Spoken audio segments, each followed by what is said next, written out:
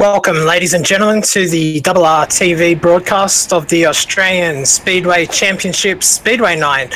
We have a unique format tonight where we'll be running 3 classes of cars. At the moment, we are on for Down Under Graphics Street Stocks. I will be your host tonight, Sean O'Hara, and joining me in the booth is Clint Smith. Clint, good evening. Yes, good evening, Sean. It's great to be spinning the mic here for this. It's going to be an awesome night, I reckon. Looking at the names I've entered in all 3 categories, it's going to be a good night with some really close racing, I believe.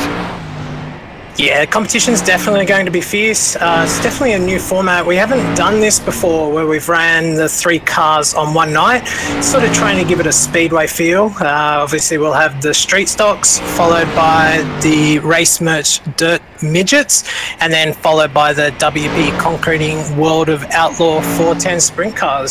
So it's quite unique. Haven't done this before, Clint.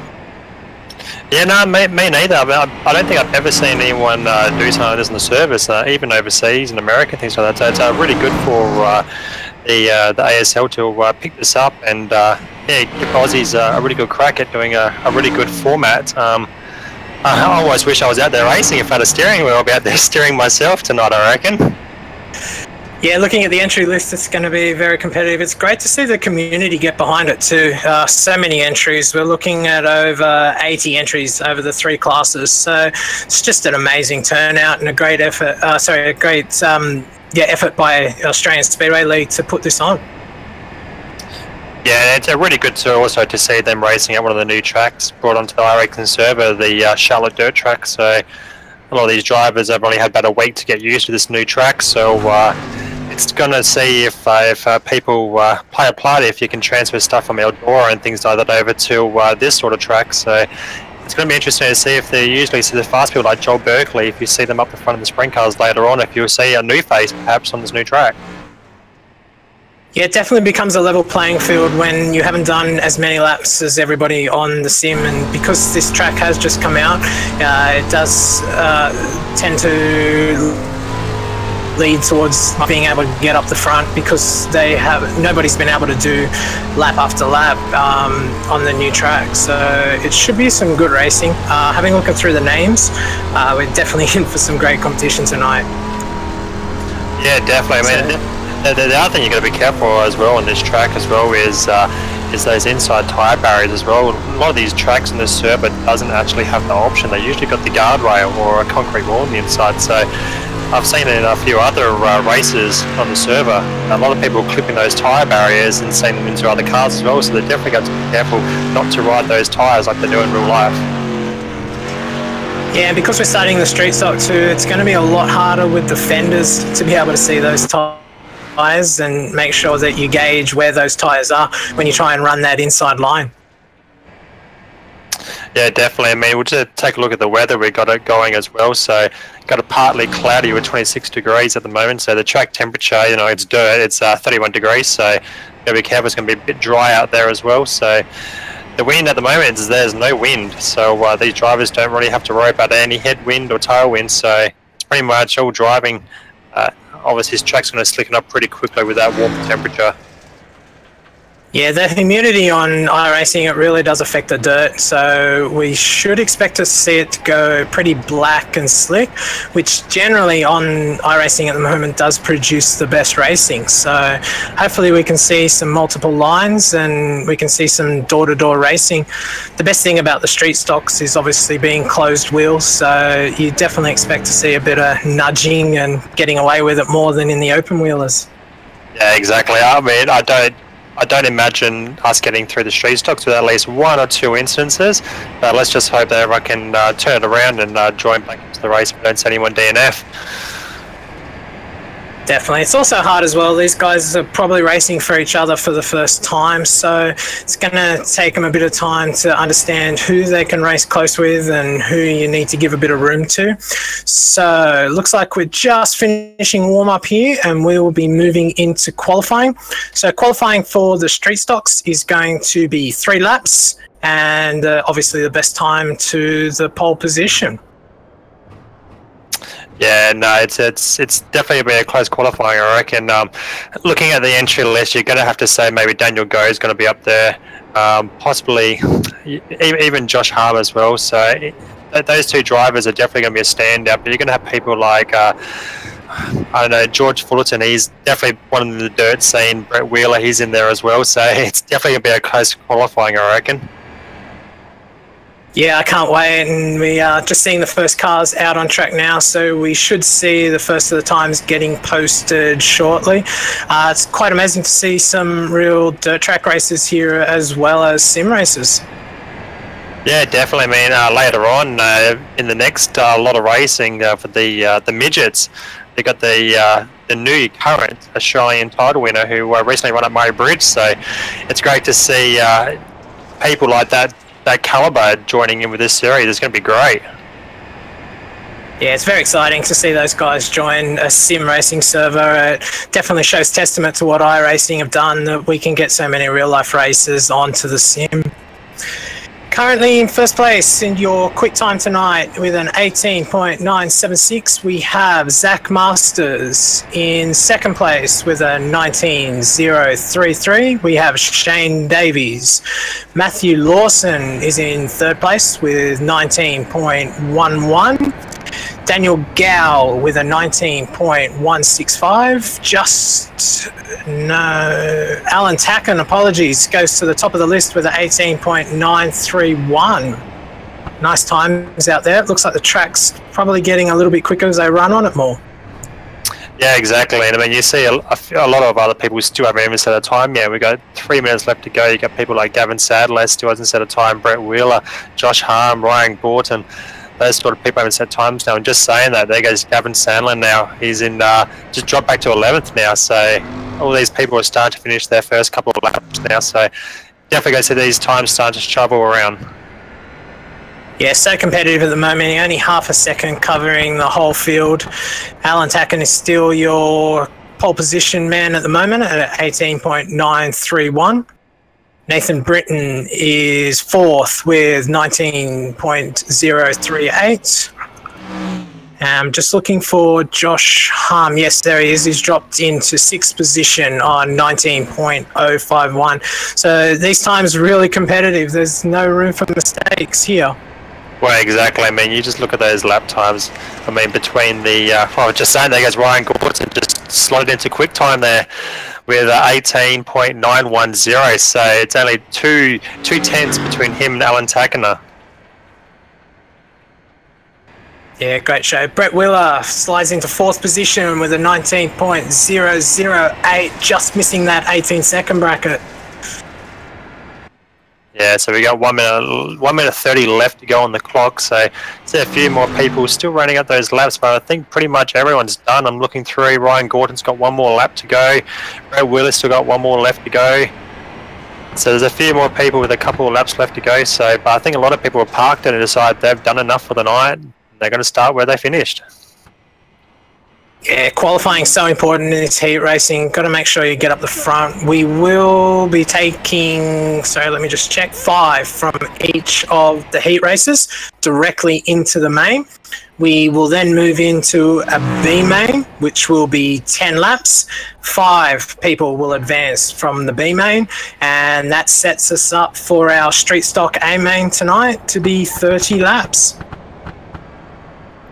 Yeah, that's going to be a tough one. 30 laps in these street stocks around a slick track. It's definitely going to separate the men from the boys. That's for sure. Yeah, it's definitely going to be hard work. It looks like our admins just advanced the session, so your top 5 will be Ryan Gorton, Alan Tacken, Zach Masters, Brett Wheeler, and Shane Davies from qualifying. So we move into Heat 1 now. Yeah, I'm surprised to see Daniel Go down there in 10th place. I mean, I was expecting to at least get top 5 there, so perhaps he just didn't nail that setup quite too well in that qualifying session. It's always hard to just get those 3 laps together. Definitely have to be in the mental state to be quick in those first 2 laps to wind them up for that 3rd lap. Yeah, definitely. So we're getting these cars lined up now on the grid on the front straight here behind the iRacing Pace Ute. I quite like the look of this Ute for the dirt racing series. I mean, it'll be a bit silly if they had the Porsche or something like that driving around. So, but it's really good that they brought in a Ute for the series. Yeah, the pace car does look amazing. So I'll just go through your grid. So off the pole for your first heat will be Ryan Gorton, followed by second in Zach Masters. Third will be Shane Davies. Starting alongside him will be Josh Harm. Gavin Sadler is in your 5th place position, and Marcus Zakanik is in 6th. Your 7th place tonight will be Troy Smith and John Schultz in 8th. And rounding out your back row will be Braden Bateman. Yeah, so you see the cars now pulling off for their formation lap going around, so it's going to be hard to pick a winner in this race, I reckon. I mean, Ryan Gorton, you can't really go wrong with him on the front row, but I don't know. I still got a funny feeling Josh Harm's going to come through the field. Just keep an eye on that a car further back. Yeah, definitely from 4th, Josh has a chance of running 1 or 2 here. It's just going to be a matter of the track. I'm not sure it's going to allow for a lot of racing in this 1st and 2nd heat, but obviously Josh, being as professional as he is, he'll definitely try and make his way to that front. Yeah, I mean, you can even see the track right now. I mean, you see in that middle part of the track, it's already very dark as well, so you're going to have a lot of people possibly diving for that inside the track or even just hanging around the wall, so yeah, at some point, if you're going to make a pass, you're going to have to go on that very slick stuff. It looks like we're about ready to go. Coming through turn 3 now, about to take the green. Ryan in control of the field. We are on a green flag start, so he will wait for that. And we are green. Ryan Gorton leads them off. Very equal start with Zach there. They go side by side into turn 1. Zach looks for the inside line. Ryan goes up high. Zach gets the inside run. That looks like Shane Davies in 3rd there, trying to look around the outside of both of them. You know, it's definitely a 3-wide action going on there. Still Zach Masters leading the way, but up the inside, Ryan Gorton is on that slick stuff, trying to make it through. Just can't get them off the corner. But directly behind him, Josh Harm, as we said, he's going to come through the field, start 4th, now in 3rd place, is looking up nice and high. Trying to get the job done, tries to carry the momentum, just doesn't get it. Josh trying to make that middle line work there, just between that dark grey and the light grey. It looks like he's going to need to build up a bit of momentum. The lower line still looks like it's the quickest, as Zach holds 1st, closely behind Ryan, and Josh in 3rd. These 3 starting to pull away from Shane Davies in 4th. Yeah, you see Josh now got a really good run around the outside of Gorton there, so it'll be interesting to see if they make the stick. So perhaps Gordon's just getting a little bit tied up behind Zach there, but Zach's sticking to the inside, he's sticking to his line, so Harm's obviously trying to make that outside work as much as he can, but they got to be careful with that number 19, Shane Davies. He might come up behind them as well, coming in later on this race. This is a hard thing with the street stocks. They don't have a lot of power, so you need to get them wind up. We can see Josh trying as hard as he can there. He can pull up alongside, but just can't quite make that move stick as Ryan slides up in front. We have 3 laps to go in this heat. Yeah, looking back further through the field, it's pretty much single file further back there, so all the action's definitely happening up front here with these top 3. Insane that. Just tried to get a move on Zach there, couldn't make it stick. He's going to have to be careful if he wants to make a move. Josh is right there to attack, so we know that 5 are going through, so these 3 should play it safe and just try and take it to the A main. We are on the final lap as Josh gets a run around the outside on Ryan. And coming to the line, it's going to be Zach Masters picks up heat 1. Direct behind him, Josh Harm. Man I picked gets a 2nd place there. And then 3rd place, Ryan Gorton, after starting up in pole position there. Yeah, great run from Josh there. He stuck with it and managed to get from 4th in that heat up to 2nd. So your finishing order was Zach Musters in 1st position, Josh Harm in 2nd, Ryan Gorton is 3rd, Shane Davies 4th, and your last transfer spot, Marcus Zakanik in 5th position. Gavin Sadler just missing in 6th, and Tony Smith in 7th. Braden Bateman in 8th, and John Schultz in 9th. Yeah, they'll definitely be disappointing for Gavin Sadler there. He'll be a bit disappointed just missing out that transfer, but we'll definitely see him punching in that B main later on tonight. Yeah, we'll most likely see him off the front row in the B main, so watch for him to make that transfer into the A. So your starting Heat 2 lineup is Alan Tacken off the pole position, alongside of him Brett Wheeler and Nathan Britton in 3rd place. Matthew Lawson will start out of 4th, Daniel Gow out of 5th, George Fullerton out of 6th, Kyle Stevens will be out of 7th, Nathan Clark will be out of 8th, and Dave Roberts will be out of 9th.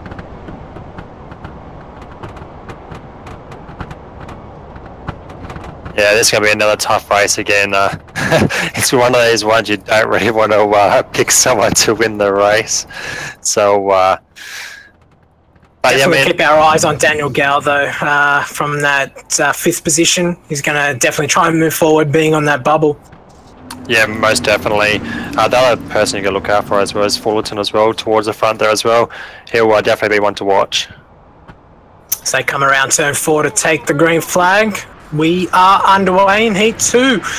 Brett Wheeler on the outside actually gets the start, but then runs up high. It looks like Alan's going to try and stay inside and get the run out of 2, but Brett gets the run up high and takes the lead as they turn into 3 and 4. Yeah, Brett Wheeler right up against the wall there. So he's the first person I've seen to get that close to the wall between this heat race and heat race 1. So he's obviously found something that works, because he's definitely carrying more momentum there than Alan Tackner is seeing in there in 2nd place. Yeah, I was quite surprised to see Brett get the drive off the outside there. I thought Alan was going to get the drive and overtake Brett, but Brett's got it wound up around the outside and he's on his way. Yeah, you can definitely see on that turn 1-2, it's definitely very dark down the middle of the track. So you see Nathan Britton try to put a pass on Alan Tackner, trying to go through that corner and just couldn't get it to grip up going through there. So he lost all momentum and went backwards. Yeah, so Nathan Britton in 2nd, Matthew Lawson in 4th, Daniel Gow, our man to watch, in 5th at the moment, Nathan Clark in 6th, George Fullerton 7th, 8th is Dave Roberts, 9th is Kyle Stevens. So the field starts to spread out a little bit here in this heat. Yeah, so it's amazing. We're already down to 4 laps to go as well. So Wheeler's definitely checked out. He's packed his bags. He's heading for the A main later on tonight. So it's definitely going to be on the bubble between for the final position. So you got people like Nathan Clark still sitting there. George Fullerton, he's trying to get inside that top 5 as well. Yeah, we've got a battle back here with the 18 car, trying to do a slide, gets a little bit sideways into 1. Luckily 22 checked up and didn't manage to hit him, and that is for 8th and 9th position. I'm actually amazed. Between these 2 heat races, we have seen no contact between any drivers so far tonight. It's been really clean racing. It's door to door, but it's very clean. So all of these guys are keeping it very honest between them, showing each other enough respect on the track. Yeah, definitely respect to the guys, showing each other respect. And it probably comes back to what I said at the start of the night. It's the first time most of these guys are racing with each other, so they're not going to be trying anything silly at the moment. They're just probably getting a feel for each other and see where it goes and who they can and can't race with. Oh, and the checker flag's now out, so crossing the line, taking heat 2, Brett Wheeler. In 2nd place goes to Alan Tackner, and then in 3rd place, Nathan Britton. And the final 2 transfer spots goes to Matthew Lawson and Nathan Clark. I think George Fullerton will be a bit disappointed if he comes in 6th place. Dave Roberts gets that 7th place. Daniel Go now, he a bit of a bad luck there, showing in 8th place, so that's a bit of a shocker. And Kyle Stevens rounds out the field in 9th. Yeah, it's going to make an interesting B main as George and Gavin Sadler line up alongside of each other for this B main coming up. Yeah, those two know each other very well, I think. It's definitely going to be a close one in that B main. So B main later on tonight, 5 advance again. So all these drivers are going to be looking for that last chance shootout to make themselves into the show 30 laps later on. So I'm just having a look through here. It looks like being there was 18 in the server, we are going straight to the A main. The B main has been cancelled and we'll just move everyone into the A. Well, that sounds good. It just means no one misses out, which is really good. So you might see people like Daniel Go going to come from the back of the field, maybe make its way forward. So at least everyone gets a chance to get in this race and put on a show for the camera and for the fans watching at home. So your starting grid for your A main tonight of the Down Under Graphics Street Stock Series is Zach Masters on your pole. On the outside of him will be Brett Wheeler. In third position, we have Josh Harm. Alan Tacken will line up in the fourth position. Ryan Gorton is in fifth. Nathan Britton will be out of sixth. Shane Davies is out of 7. Matthew Lawson is out of 8th. Your top 10, Marcus Sakanis lines up in 9th and Nathan Clark in 10th. Gadlin Sadler will be in 11th. George Fullerton is in 12th. Troy Smith is in 13th. Dave Roberts is 14th. Braden Bateman 15th. Daniel Gow 16.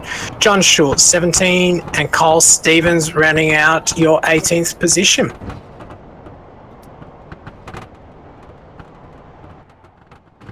So it looks like Ryan hasn't made the start tonight. I'm not sure what's happened to him, but the cars are coming around turn 3 to take the green flag. Green, green, green. And we are green. A bit of nose to tail contact there towards the back. So this is the A main. This is where everyone's going to be pointing the elbows out and get racing. So you see 4 wide almost going down the back straight there. In the way, Zach Masters on the inside. Wheeler sticking to the high line once again. Directly behind them, Alan Tacken and Josh Harm as well. So these 4 are checking out further back to the field. 4 wide again. A lot of dust being thrown up by these drivers as well. So I hate to see inside this cockpit views exactly what sort of view they're getting. And further back to the furthest contact. Yeah, I just think that was Gavin Sandler, car 71. So it just looked like it just got tipped in the rear end, got spun around. Not enough to bring out a yellow there, so everyone keeps going. So no yellow, and we are still 2 wide at the front. Zach Masters and Brett Wheeler. Zach trying to make that inside work, and Brett trying to wind up on the outside. The interesting thing as well, with only 3 laps into the race, they're coming up to lap traffic already. So that's looks like Ryan Gordon, who managed to take the start. He's a little bit further in front of Cole Stevens there, who's directly last place at the moment. So lap traffic's going to come into play early on in this race. It is, being such a short track, you do, and obviously having 18 cars on the track, the back of the field does catch up a little bit quickly, and if anyone does make a mistake, then the leaders will be on those back markers pretty quickly. Yeah, we are still side by side here, Zach Masters and Brett Wheeler, neither of them giving each other an inch. Yeah, I was going to say, I'll tell you what, Wheeler is definitely on the edge. Like, he's literally inches away from the wall. He's almost wall riding around the corners here, so he's definitely riding into a point of, if he just puts that tyre definitely wrong, he's going to end up in the wall. So saying that, he takes the lead there, so carried orders some momentum around that final corner and gets it from a Masters. So Masters now trying to come up the inside again, going down the back straight. So inside line is still looking very slick. So, but as you see, just loses momentum on that inside, and Brett Wheeler just drives straight past him down the straight. Alan Tacken looking very racy here too. He's looking to pick up the pieces. He's definitely putting a lot of pressure on Zach on that inside there. I'm not sure he knows which line to run, trying to go high, trying to go low. The fact that Zach and Brett have taken both those lines, he just needs to sit there. Yeah, looking back and forth at 5th as well, everyone's gone high now, so everyone's definitely gone away from that middle of the track and the high line, so unfortunately we might be seeing one groove line here at the moment, so perhaps as this race goes on, still 20 laps left to go on the board, so still plenty of action still to run, but hopefully this top line ends up slicking out. We see people drop to the inside and do some possible slide jobs. Yeah, we see Zach try to do that there. He went right up from the wall down to the inside of the track, and he's come through the slick and back out to the outside wall. So he's definitely looking for something there to try and catch back up to Brett. Josh Harm coming through now gets the move done on Alan Tacken. Yeah, I tell you what, Wheeler's definitely fastest at the moment on track, so did 18.9 that last time by. Everyone else is doing 19.1, so he's 2/10 quicker than anyone else on the track at the moment.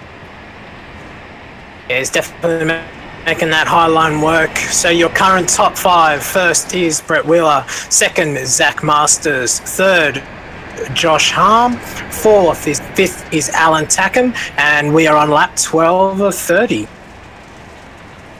Yeah, so you see dropping down the inside that Masters, drop down to the inside line again, so trying to get past that lap traffic here, so he's got to be careful. Harm's on the middle of the track, trying to make that work, so he's going to have a bit of a run coming down this main straight. What can Masters do? He's trying to cover the outside there, but just leaving Harm just enough room to get past. A little bit further back in 4th place, Nathan Britton managed to get past that lap traffic as well, so all I'm saying is contact between Masters and Harm there down the front straight. It's lucky there was no major incident there. Harm managed to make that job done around Masters on the outside, so Harm now resumes that 2nd place from Masters. Yeah, Josh Harm coming up through the field.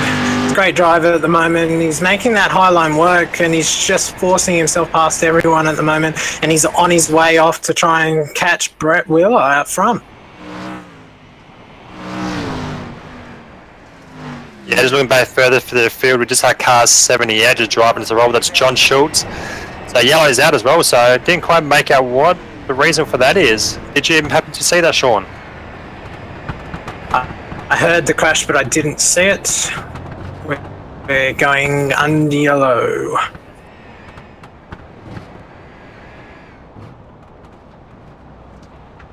Yeah, I'm just rewinding my footage to see if I can find out just what happened there, so... Looks like it's mid-pack, looking at Matthew Lawson. Managed to get out of it. Comes up high, 3 wide.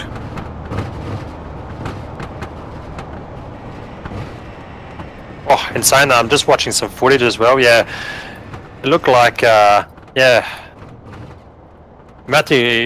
Braden Bateman, sorry, just slammed into the wall going down the main straight, so that wouldn't have caused a yellow, but that's definitely going to cause some damage to his car. Just drifted the car towards the outside there. This is definitely interesting now. So we knew that Josh Harm had to make up a fair bit of ground, but all of a sudden, due to the yellow, he just gets all that back and now can race on the back of Brett, and this is going to get in. Yes, apologies to the viewer. We didn't actually quite get that that incident on camera. So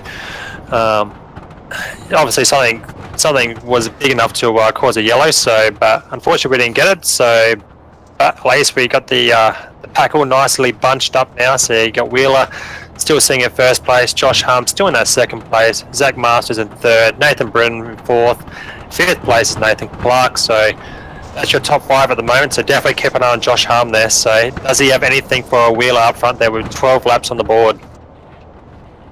I think we can just put this yellow down to a debris caution. Yeah, I mean, you never know. It might have been caused by perhaps Braden Bateman driving into the wall when just iRacing thought it was a major incident when it wasn't. So it could just be something that simple.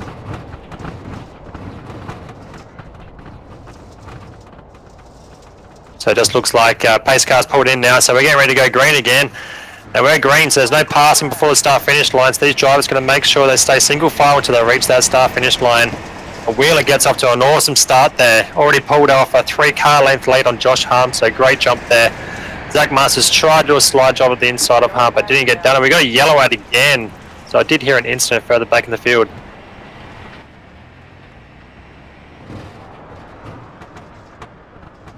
Looks Looks like a few cars back in the field there. The 81 looked like he was pulling out of turn 2 slow, so something may have happened with him coming out of turn 2.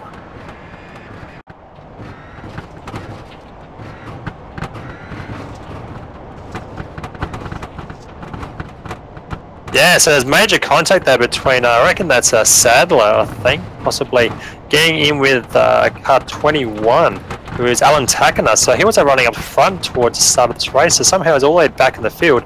And he just drifted up into Gavin Sandler, and Sandler had nowhere to go and just spun him around and ended up on the roof. So both cars end up on the roof and land on their tyres, so hopefully they can rejoin. But yeah, definitely that could have been avoided there. So Howden Takana given a bit more room, I think, to Sandler. Yeah, as we see the laps start to wind down, we see the elbows come out, trying to make up every position. Obviously, being part of the championship, you want to get as good a starting position at the start of the season as you can. Otherwise, you sort of make it a really uphill battle for the rest of the season. Yeah, definitely. And we see Braden Bateman now pulled on the infield, so he's obviously driven the wall a few too many times and realised, yeah, no, my car's too damaged and they pull in. Not just mainly because he could have kept going, but I think he's thinking of the respect of other drivers and doesn't want to get in anyone's way. So it's a really smart thinking there from Braden Bateman, just to call it a night and come back next week for round 2. So the pace car is in. Let's see if Josh learned anything from Brett's restart. Brett goes early again, tries to go through that middle to get the drive, and he does. Pulls a good 2 car lengths on Josh again, and straight back up to that high line. Zach Masters looking on the inside of Josh, but Josh gets the run out of 2. Positions stay the same. Brett Wheeler in first, Josh Harm in second, Zach Masters in third. Yeah, I'm just looking back through the field there. Almost 4 wide back there with Shea Davies back there, battling it out with Troy Smith, David Roberts as well. So definitely battle packs going on everywhere at the moment. Mid pack, front of the field, back to back. Doesn't matter where you're racing, at least you're racing against somebody. That's the good thing about straight stocks. You can get good racing all through the field. Sorry to cut in on you, Sean. Just happened to be on the camera when that happened. It just number 19 there. Just got tipped there from Shea Davies by the looks of it, I think it was. Sorry, it was Shea Davies that got spun. So it's Troy Smith that just got a little tag in the rear and spun him around.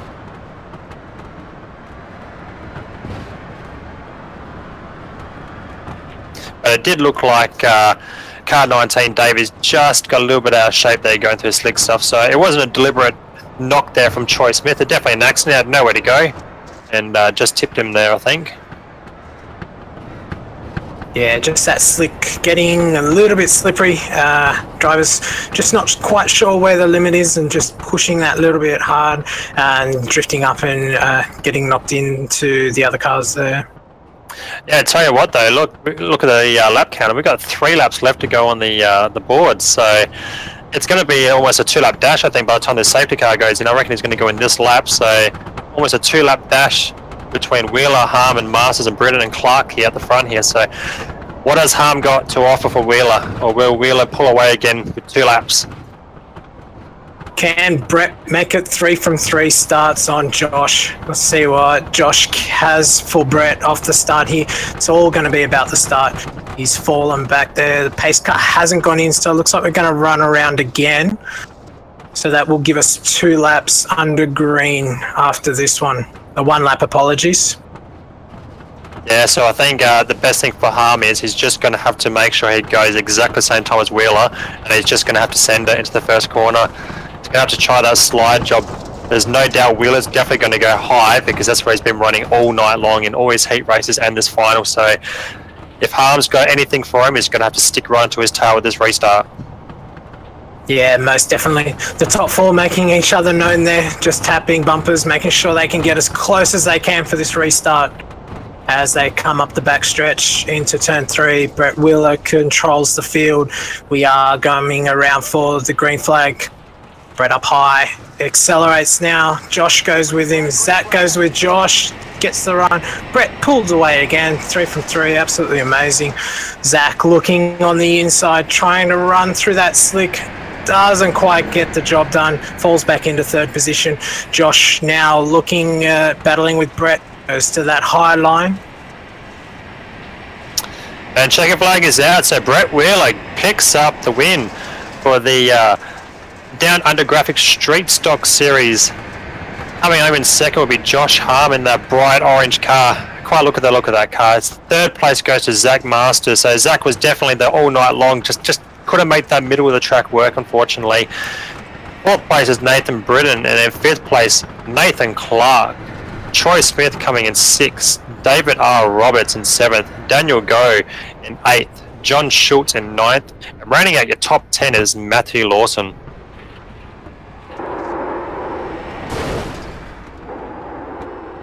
So running out the rest of your field is Gavin Sandler in 11th, Shay Davis gets that 12th place, George Fullerton in 13th, Marcus sorry, I can't pronounce, I'm going to totally butcher that, but Zukanik, I think it is, 14th, Alan Takana in 16th, and in 18th, sorry, 17th, Braden Bateman, who DNF'd, unfortunately, pulled in halfway through that race.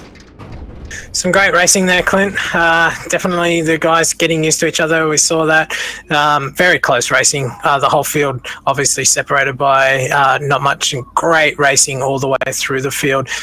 Testament to those drivers and the Street Stock Series. I'm looking forward to more of the Street Stocks.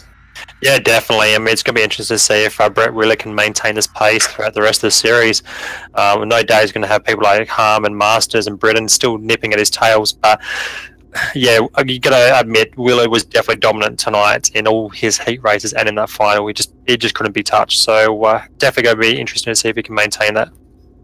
Yeah, most definitely taking his heat win and taking out the 30-lap feature here tonight in the Down Under Graphics Street Stock Series.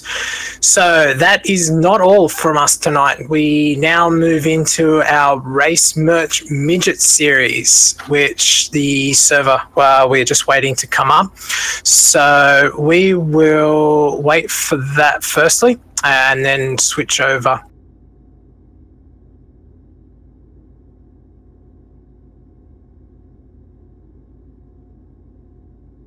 Clint, definitely looking forward to those midgets after what we saw here in the Street Stocks. Yeah, definitely. I mean, funny enough, I had a bit of a drive with the Midget last night, just with the keyboard and the mouse, and I couldn't even finish a lap. The front wheels just kept lifting off the ground. So, yeah, these drivers are definitely going to have their hands full with these Midgets. But from what I've seen from other races on the server and things like that, yeah, these cars look really fun to drive. Most definitely. They are light, they are nimble, and they definitely move around on the racetrack. So looking forward to if the track stays the way it is, and obviously it's going to get a lot slicker, so we'll be able to see those slide jobs where they slide down to the inside and up to the wall to make those passes work. Extremely hard to do in a midget, because as you're doing it, the front wheels just want to lift off the ground. So it looks like we're going to be bringing in our winner from that Down Under Graphics Street Stock Series round one, Brett Wheeler. So, Braddy, that was an awesome drive in all your heat races and in that final A-main there. Yeah, look, I actually, I was pretty content on the cushion there. Qualifying, I went out there and I tested it the first lap, and I thought it was, fairly decent. And watched the first heat and the seen Harmony sort of run through the middle. I thought, you know what, I'm just going to run the top in the heat race and see how it goes. And I'm lucky that it worked out. Yeah, well, you were the only one running the high line until everyone started noticing you're pulling away, and they decided, yeah, no, we're going to have to move up the track. And as soon as they started moving up the track, the gap didn't actually extend any further. So you definitely realised the high line earlier than everyone else did. But I tell you what, though, I was on the edge of my seat. Looked like a couple of times that you're going to go into the wall. Yeah, I had a in the heat race. I sort of got a start on the outside. I think it was Vince, and sort of pulled away from him. And then I was watching, trying to watch the guys battle behind me in the mirror. But to run the cushion, you've been so close to the wall, you make one mistake, and it can end in disastrous. So I was actually kind of annoyed that the yellow came out the first time, because I think I had like nearly a 3-second lead over Harmy, and I thought, oh well, this is almost too easy. Just got to keep hitting the marks up top. But I got the jump on Harmy on a couple of those restarts. And there was about 7 to go. I think I hit the wall in turns 1 and 2, and I think something broke in the right rear of the car. And thankfully the yellow came out with, I think, 5 or 4 to go, and all I had to do was just hang on for that last lap. Wow, so you're even carrying that much speed with a little slightly damaged car, so it just goes to show you what you could have done a little bit more with a lesser damaged car. So do you reckon you can maintain the speed for the rest of the series? I think so. I just got to continue to put in laps, week in and week out and stuff like that. I'm pretty much using the same sort of setup everywhere. I just change the gear and change the fuel and stuff like that. So look, got off to a good start. Hopefully, going to continue it on throughout the series. So it's going to be a long series, that's for sure. And there's some tough competition here, but to win a round is it's pretty special. But to win the championship, that'll mean a hell of a lot more. Yeah, definitely. I'll see if my old mate Sean here has got any questions for you. Sean, you got anything for him? Hey, Brett, Sean here. So, yeah, it was just a great drive. Clint's pretty much covered everything. I just wanted to talk about those restarts. You managed to get 2 and 3 car lengths on Josh Harm there. Was that always a plan to run down through that middle and make that turn 4 as short as possible? Was there just enough drive there to make that work? No, the plan was to sort of get a jump early on Harmy. Sort of when I was rolling around the pace laps, I was looking around. In the Oculus, you get a lot more freedom to look around in the race car. So I was just looking at the racetrack and trying to look where the grip was. In the middle of turn 3 and 4, and I sort of found it there on the first one. I thought, I'll try it again, and I figured Harmy was pretty much going to be pushing me on that last restart, so I just had to change it up, and that last restart, I went from the cushion and sort of drove it down just to make it a little bit shorter. Yeah, it's always a little bit of pressure when you've got Josh Harm behind you, but you did a fantastic job. Are there any sponsors you would like to thank? Yeah, first off, I want to thank RRTV for the coverage. I want to thank Gavin Sadler and all the guys at the Australian Speedway League, Down Under Graphics for the sponsor. I think BK Designs, Hazard Media, Ultimate Dirt TV, and Team VLR as well. So thanks, guys. Thanks for that, Brett. Brett Wheeler there, your feature winner for the Down Under Graphics Street Stock series. So looks like our next server is up. So we will be bringing you the Dirt Midgets sponsored by Race Merch in a short time.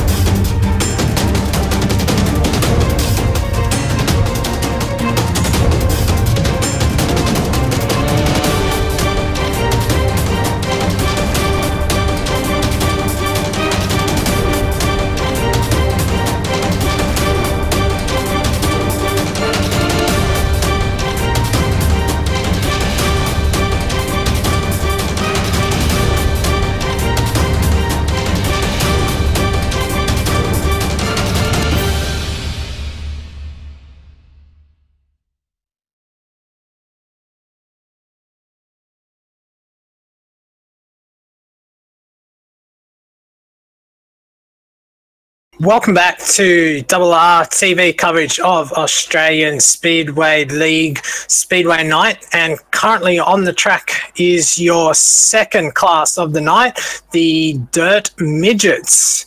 Joining me in the booth tonight is Clint Smith. Clint, looking forward to seeing these midgets for the first time in the ASL. Yeah, no, it's definitely great to be back after watching that street stock race last. Now we move on to the race merch midgets. So similar format as we saw in street stocks as well, with heat 1 will be 10 laps, well, all the heats will be 10 laps.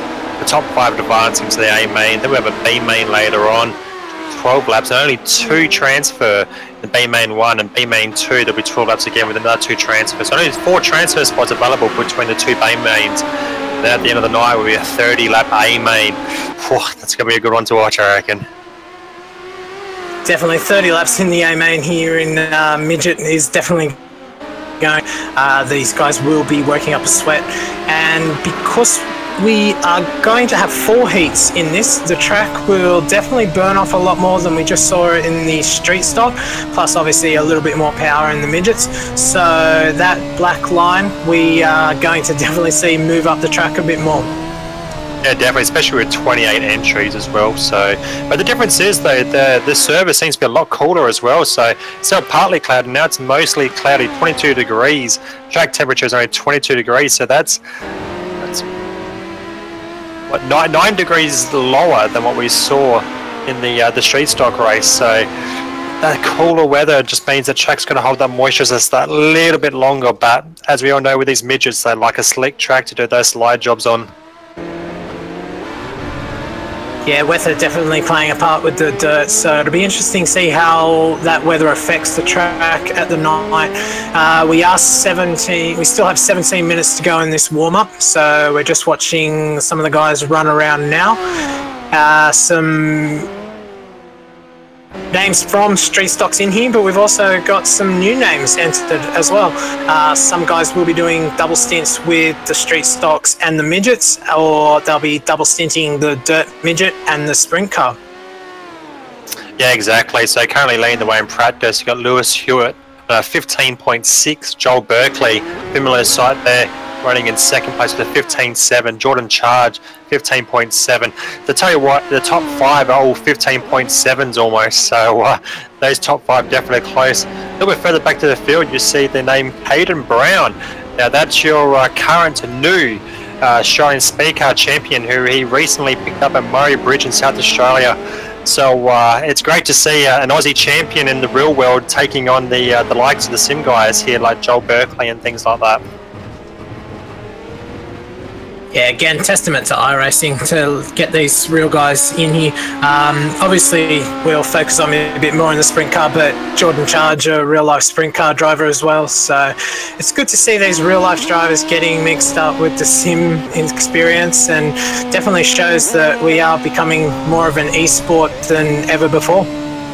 Yeah, most definitely. I mean, you have people like Fernando Alonso, he's jumping on board, making a team for himself and things like that. So esports is definitely they're taking off in the world. So it's definitely going to have a place from now on, I reckon. It's not going to go anywhere. Definitely exciting times to come in the way of iRacing and competitions, and obviously virtual to reality tournaments running at the moment to try and get sim racers into real life cars. So fantastic time to be a sim racer at the moment.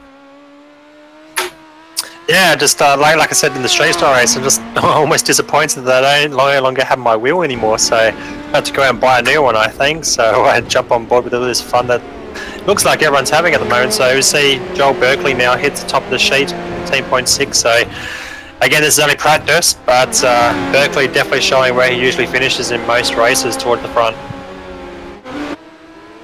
Yeah, certainly a name to watch, Joel Berkeley. He can pretty much come from the front or run from the front, no matter where he is. So he'll definitely be a name that we're mentioning a bit tonight, either running up the front or coming through the field, depending how his heat goes.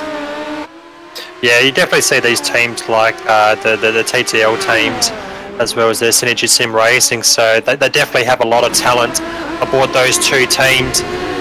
You've got people like Bob King and Jordan Charge, they're both part of Synergy Sim Racing and TTL Esports. So, I mean, you got other people here that aren't really part of a major team here in Australia. They can still definitely punch above their weight and show these big names definitely what they're made of. That's definitely the good thing about sim racing. You can be a privateer and run at the front just as much teams. So it's great to see that everyone has a fair opportunity if they can put the laps in, put the times in, and get those setups right. So yeah, I'm just watching a bit of this practice at the moment as well. So Lewis Hewitt just now hit the top of the 16.6. They slightly went faster. So these drivers are changing times at the top of this time sheets. This qualifying is going to be angrily close, I reckon. Yeah, nobody's going to want to blink and make a mistake because it will put you deep in the field and make your heat race extremely hard. Again, we are going to take 5 through to the A main. We have 10 lap heats in this one. Qualifying will only be 2 laps. The B main, a little bit different to the midgets. We'll have a B main 1 where we will only take 2 drivers and a B main 2 where we will only take 2 drivers also. Yeah, as I said before, it's going to make racing really tough because if, like you said, if you actually have a bad heat race and you're down the back of the B main, you're going to have to race your heart out to get into the A main, only advancing 2 drivers in both those B mains later on. So yeah, you're going to make sure your consistency is up there. I mean, if you don't manage to get that top 5 in your heat race, at least try and set up towards the front of that B main. Yeah, definitely the B main is not where you want to be in these midgets. You want to try and lock yourself into that A main from your heat, obviously getting a top 5 in your heat, and that all comes down to qualifying, making sure you get yourself at the front of the heat and you don't make it so hard that you have to try and come through. So it looks like we have advanced the practice session here and we will be going into qualifying shortly. Yeah, who's your pick and getting quick time, Sean? Geez, you put me on the spot here. I'm going to put my neck out and probably say Bob King to find that quick time. Yeah, Kingy was going to be my pick as well. So Bob's definitely been on show lately. So definitely going to be interested to see if he can get that #1 spot. So cars just coming out onto track now. We will see them do a warm-up lap before taking the green flag, and we will start seeing numbers come up after they get their first laps in. Yeah, so we see the track just reset as well, so these drivers get a slightly fresher track than what they were just graded with, so you still see that dark patch towards the inside of the track, which is why a lot of drivers are going towards it slightly higher early on, so definitely going to be able to see what's the best line it's going to be able to take.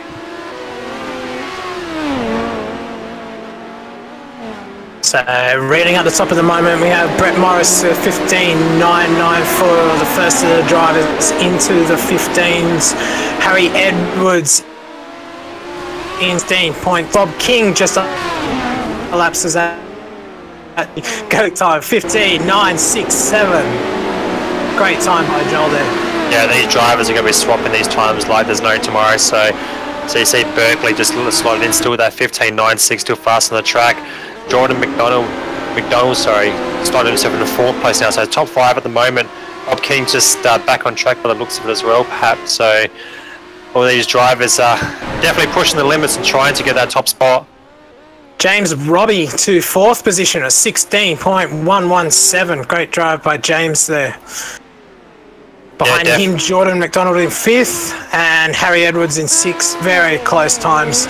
16.230, 16.223, 16.235. Absolutely what we expected these guys to be showing us here in qualifying. Yeah, just looking further back where our real world Aussie champions coming. So he's currently in 21st position. So he's towards the back of the pack. So he needs to try and improve that time a little bit better.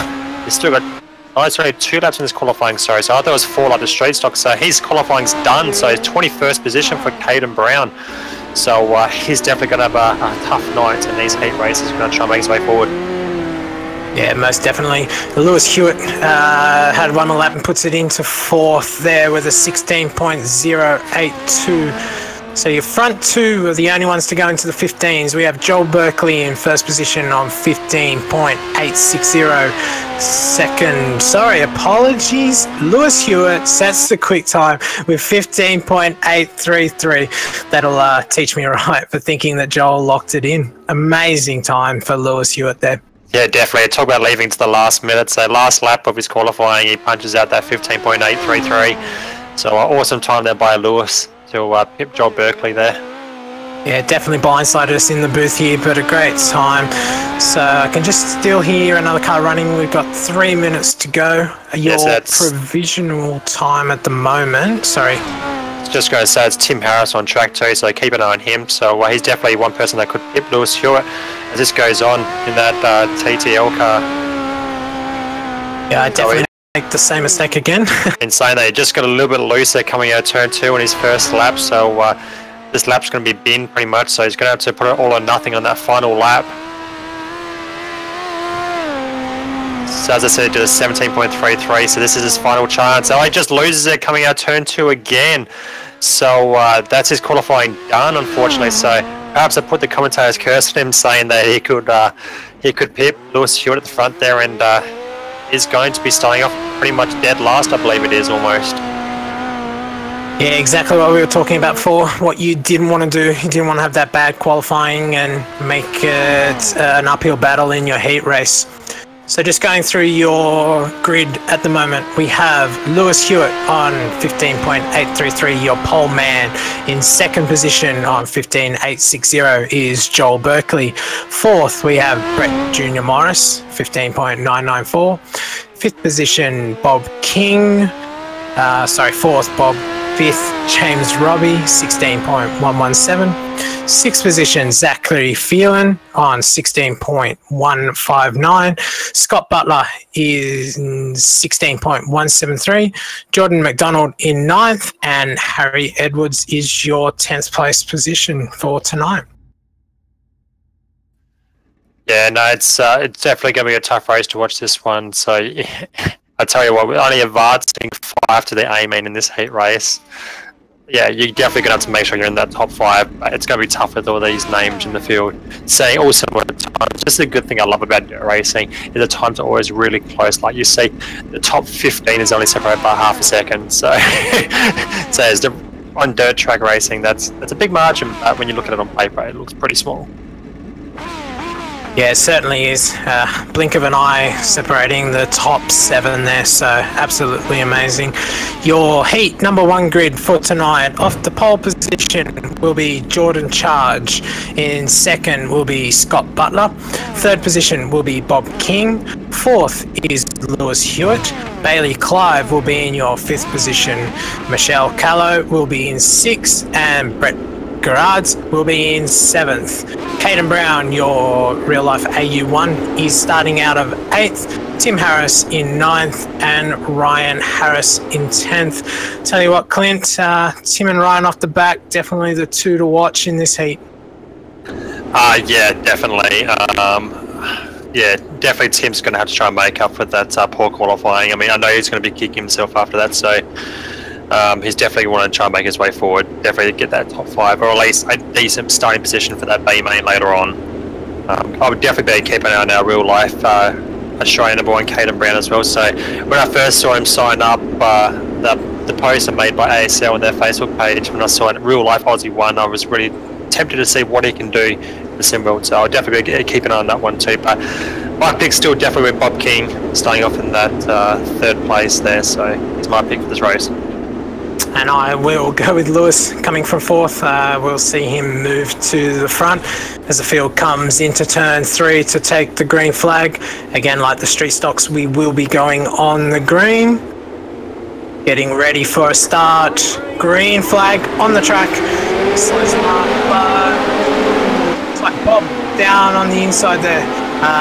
Lewis straight to the top. Sorry, Jordan Charge straight to the top. And Bob into second, tries to do the slide job from the bottom up to the top. Jordan reads it and runs back through the middle to run down onto the inside again and back. Doesn't quite do it. Bob will hold it and take the lead out of turn 3. Yeah, just looking at that start, it really looked like look like the two on the front row, they just missed the start there, and Bob got an awesome start, so managed to take advantage of that. So, and as you see, he's starting to pull away now on that high line. So, running back there in second and third, Jordan Charge and Lewis Hewitt. So, Hewitt's up the inside, trying to put a slide job on Jordan there. Can he make a stick on the inside? Does he choose to slide up in front of him? And he does, and he gets the job done. So Hewitt now sitting in second place there, trying to chase down Bob King up front for Synergy Sim Racing. Jordan with a comeback back around the inside. Lewis can't quite slide up there. Jordan just holding around the outside, and Lewis now gets that position and moves into second place. Straight onto the high line to go and chase down Bob King. Yeah, as I was saying as well, look at Caden Brown now. He's moved into up to 5th place. Trying to put a move on 4th place there, which is Scott Butler. So the Aussie #1 in real life is trying to make his way forward there. Tim Harris also to look out. He's on that bubble in 6th position looking to get in. He does do it. Just moved up to 5th. Scott gets him back. So insane. a great battle for the middle. Back there, involving Caden Brown, who I was talking about. So it's the 3 cars involved. Unfortunately, we won't go yellow, so we won't be able to show you a replay on that one. But 3 cars came together, and Caden Brown was one of them. So he obviously was running 4th. He's got pushed back to 6th place now. Yeah, that was great racing in the middle pack there. I was looking at the time screen, it was just changing, so the 3 of them running very hard there. Looks like Caden may have just run out of room and got tagged, so that's a bit unfortunate because he was sitting in that transfer position.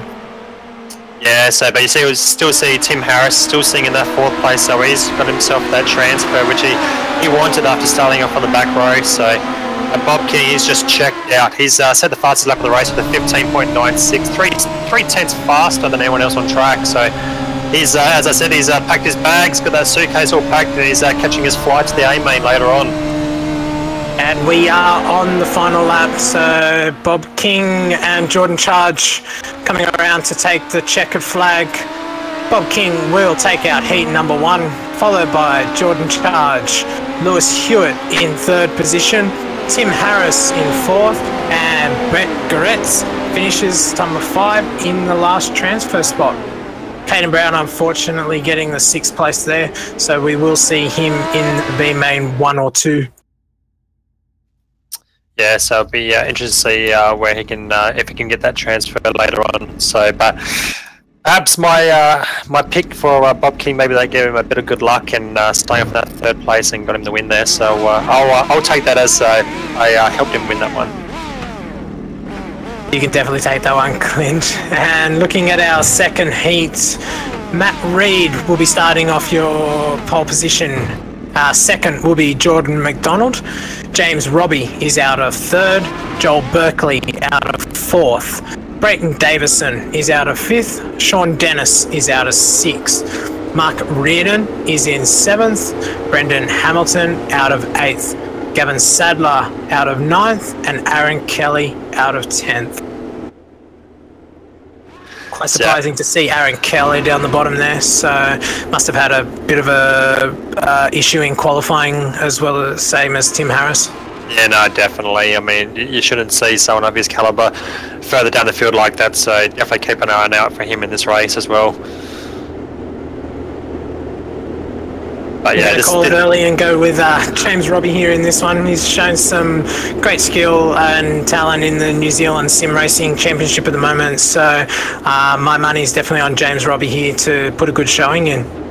Yeah, my pick's on Jordan McDonald on the front row. Every time I see him driving these midgets, he can definitely match it with the faster drivers like Joel Berkeley and things like that. So yeah, definitely Jordan's got my pick in this race. Jordan will be starting off the outside. We're coming around into turn 4 to take the green flag. Just waiting for the green. Green on the racetrack. Pretty even start between Matt and Jordan. Around the outside tries to go Joel, but it looks like Jordan blocked him there.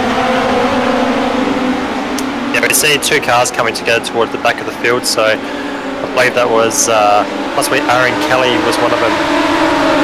Trying to make a move going forward, so I think it was Joel Berkeley might have been the other one. No, Joel's up front in 2nd place now, so he's obviously had a good start from 4th place. So the car I was looking at was that orange and white one, so number 11. I'm trying to work out who that is. Joel Berkeley is number 11, Clint. So yes, it was Joel that made contact at the start of the race. So like a few people. Battle up front now, top three very close. Jordan, James, Robbie and Joel McDonald. Joel Berkeley gets past Jordan McDonald and takes your second place. Looking for the slide job, goes up high. James Robbie reads it, goes back down through the middle, gets the run off turn 2 and straight back up to the top to start. Joel, unbelievable, makes it stick on the high line and gets the lead back. Accident, Jordan McDonald. Upside down on the front straight. It's a bit unfortunate running in third there. We won't go yellow, but we continue to run. Yeah, it just looked like Jordan just tried to do a slide job on Berkeley and Robbie there, and just drifted up a bit too high and just clipped the front of just Robbie's car and just sent him over. So these cars are really light, as you said at the start of the show, so it doesn't take much to tip them over. Yeah, the open wheels in these don't help either. As soon as you get any contact, it unsettles them and generally tries to tip them over. So you see now Berkeley off to a big lead now after those two came together. So it's seeing in second place James Robbie still, Brenton Davison now in that third place, Gavin Sadler in fourth, so he's in a transfer spot, and Mark Royden in fifth. So there's your top 5 at the moment with 2 laps left to go on the board. Yeah, field spaced out a bit here. A couple of instances there have made that field obviously spaced out a little bit. So everyone just looking to try and get their position in the A main and get that top 5 and get locked in. So Mark Reardon on your bubble at the moment. Sean Dennis on the outside looking in. Yeah, so we see the last laps now out. So Berkeley's on his way to that the transfer spot, and so is Robbie. And Davison, Sandler, as well as Royden. So I don't think anyone can match those three. So that's going to be a top 5 in this race. So checker flag is out. Berkeley gets that win, as I said. Robbie in the second, Davison third, Sandler fourth, and Royden in fifth. The other finishers is Sean Dennis. He's in 6th place. Matt Reid in 7th. So that's a bit of a weird one for him. Brendan Hamilton in the 8th. Jordan McDonald after that bit of an incident there with James Robbie. Just tipped it over and gets a DNF in that race. And Aaron Kelly, so yeah, unfortunately he rounds out the field, so I think he may have collected Jordan in that incident, I believe.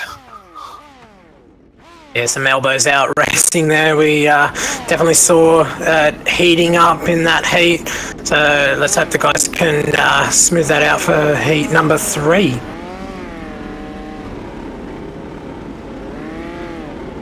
Yeah, obviously there's only 2 more heats left to go, so not many positions left to go, so these boys are definitely going to have to try and make that top 5. And as we see as well, the top 4 are actually inverted from qualifying, so that's why you're seeing the faster drivers starting off in the second row. So main reason why Berkeley, he qualified second, but he started off on the second row in that last race, so it's definitely interesting to see those faster drivers have to make that way forward, just past a few drivers, just like the World of Outlaws in real life.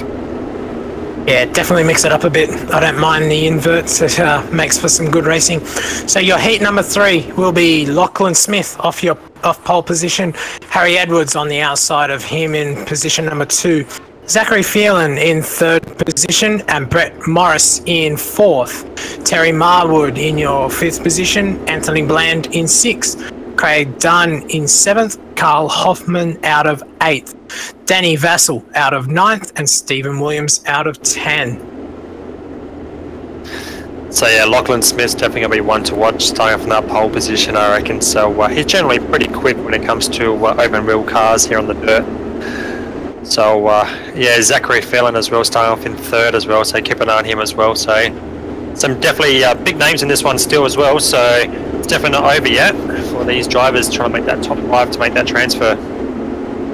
Yeah, most definitely. GSR making a nice appearance in the top 4 there, so it's good to see that team being up the front. Yeah, no, definitely. It's great to see like other teams besides just standard TTL esports drivers and Synergy Sim Racing getting up front. But we're green now, so we are away for this heat 3. So going to the first corner, 3 wide going through there. So a good start there from Terry Marwood up front. So Lachlan Smith now up on the outside, trying to hold that position. Brent Morris also coming up behind him as well, so those three are checked out. So between Lachlan Smith, Edwards, Morris, constantly trading positions there in second place. Just looking a bit further back, Zachary Phelan and Terry Marwood battling it out there for 4th and 5th. Top three have moved away from the field. Brett Morris in 1st, Lachlan Smith and Harry Edwards just slightly pulling away from your 4th place. Zachary Phelan in 5th place, Terry Marwood. Yeah, you just saw just then Lachlan Smith just hit that slick stuff on the middle track and just lost all momentum, and Morris just around the outside just went straight past him. So that definitely hurt Lachlan Smith there, who was early leader in this race, and now he's going to go in the defence against Harry Edwards. So you've got two teammates here in the top three at the moment. So coming up behind him on the inside, that's Zachary Phelan. So he's coming on strong with 5 laps left to go in the board. Definitely making that inside work. He's seen everybody else up high and he knows he won't be able to get around there, so he's gone looking for a little bit of moisture down the bottom. Looks like he's getting some good drives, so this will be interesting in the next couple of laps. We have 5 to go. Lachlan Smith there looks like under pressure from... apologies, that's Harry Edwards. Definitely putting some pressure on Lachlan Smith there. Yeah, see Zachary Phelan almost making contact there with Edwards. So a nice slide job there from Edwards. Just loses momentum next there, so wasn't able to hold it there. But that was a very late slide job there on Lachlan Smith. Now they go 3 wide through turn 3 and 4. Edwards now leads the front end. Zachary Phelan's around, so make contact with Lachlan Smith there as we're going 3 wide out of that corner. And Phelan's out, so he's moving back down to the field. He's in 8th, so his race is over after being that transfer spot. Yeah, a little bit unlucky there. It looked like he caught the slick in the middle and just slipped up into Lachlan, and there was light contact and that spun him around. Just watching Lachlan and Harry here battling it out. Looks like Lachlan's going to try and do that slider that Harry put on him and return the favour, but just not close enough at the moment. Brett Morris has checked out running that high line and he's pulling away from Harry Edwards. Looking back further for the field, there's a battle between 5th and 6th with that final transfer spot. So, but I don't think Anthony Bland's going to be close enough to get it. The checker flag is out for Brett Morris picking up that heat win. Again, that's that transfer. Lachlan Smith, Harry Edwards, Terry Marwood, and Stephen Williams. They're your top 5 transferring to the A main later on. Your 6th place finisher, Anthony Bland, in 7th place. So I just lost my my positioning there. Actually, just changed over from by the looks of it. Looks like it just almost really clicked over to C-main. So unfortunately, I can't read the rest of that results out. So well done there to Morris picking up the heat win. Yeah, Lachlan Smith there put that slider on in turn 4 just to get around Harry Edwards at that last point. Great driving by Lachlan Smith in that heat to get 2nd, and all the guys obviously in that heat. Good racing there.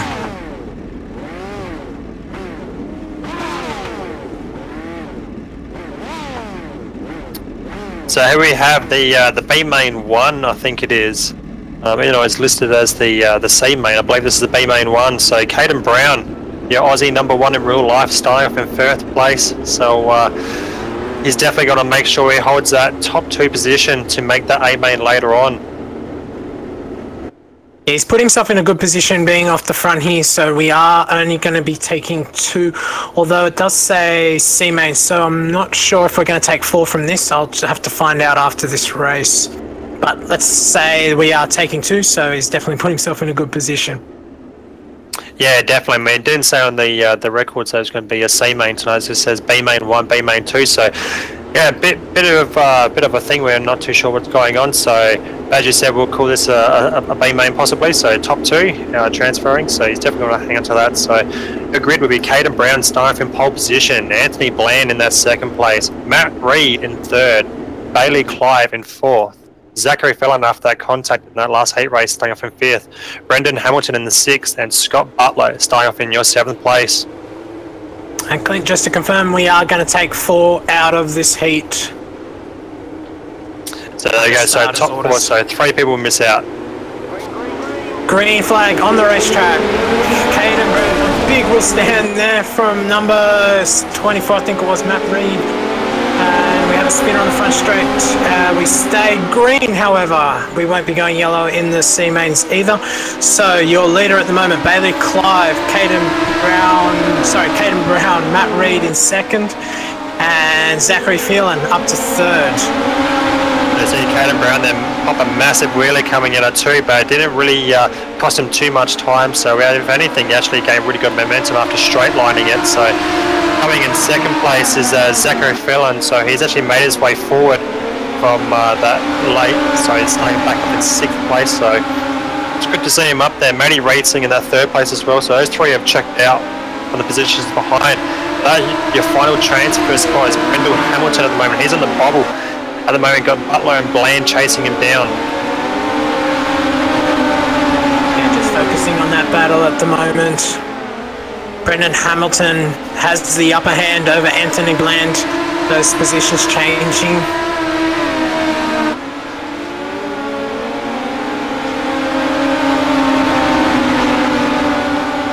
Yes, so very unfortunate there for Bailey Clive. So he was the car involved at the start of that race. Yeah, so his race is done. He's called it a night. So unfortunately, he won't be making a transfer into the B main coming up.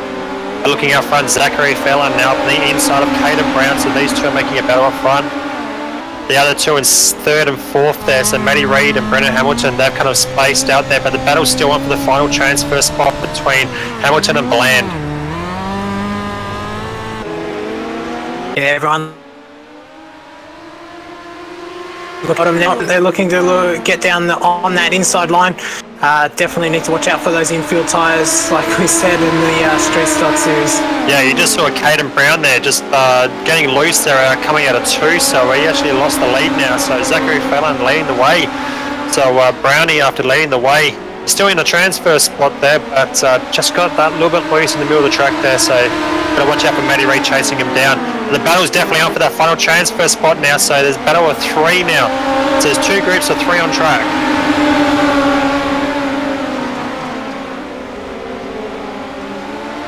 So you got Hammond getting into trouble there and dropping out of that 5th position, and 4th position. Scott Butler picking that up.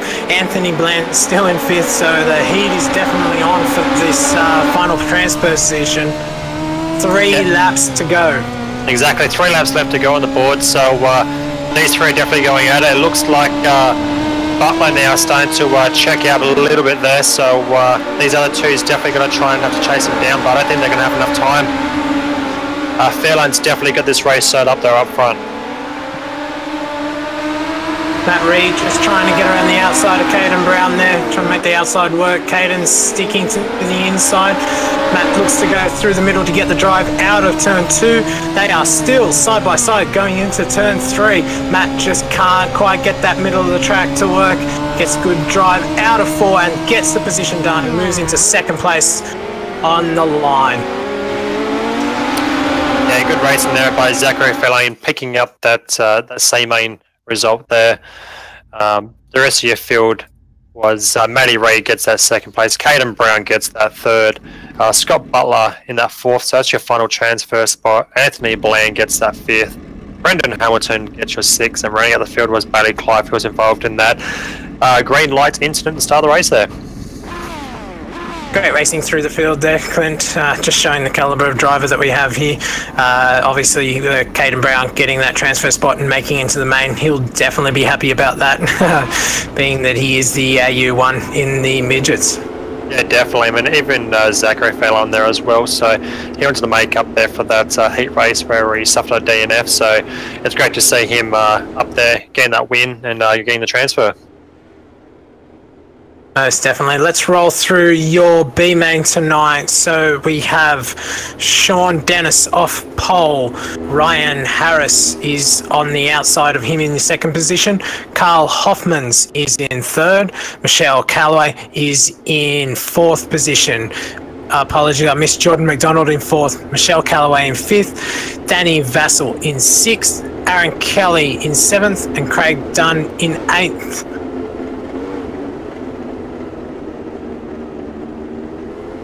It looks like we have a non-starter, Aaron Kelly, so not sure what happened with him there. Did have a bad qualifying, so may just think he's not going to get through, so put it in the truck for the Knights. Yeah, definitely. He suffered a bit of a DNF as well, I think it was in the heat race, so he's obviously packed up and getting ready for next weekend. But we're coming around for the green light right now, Sean.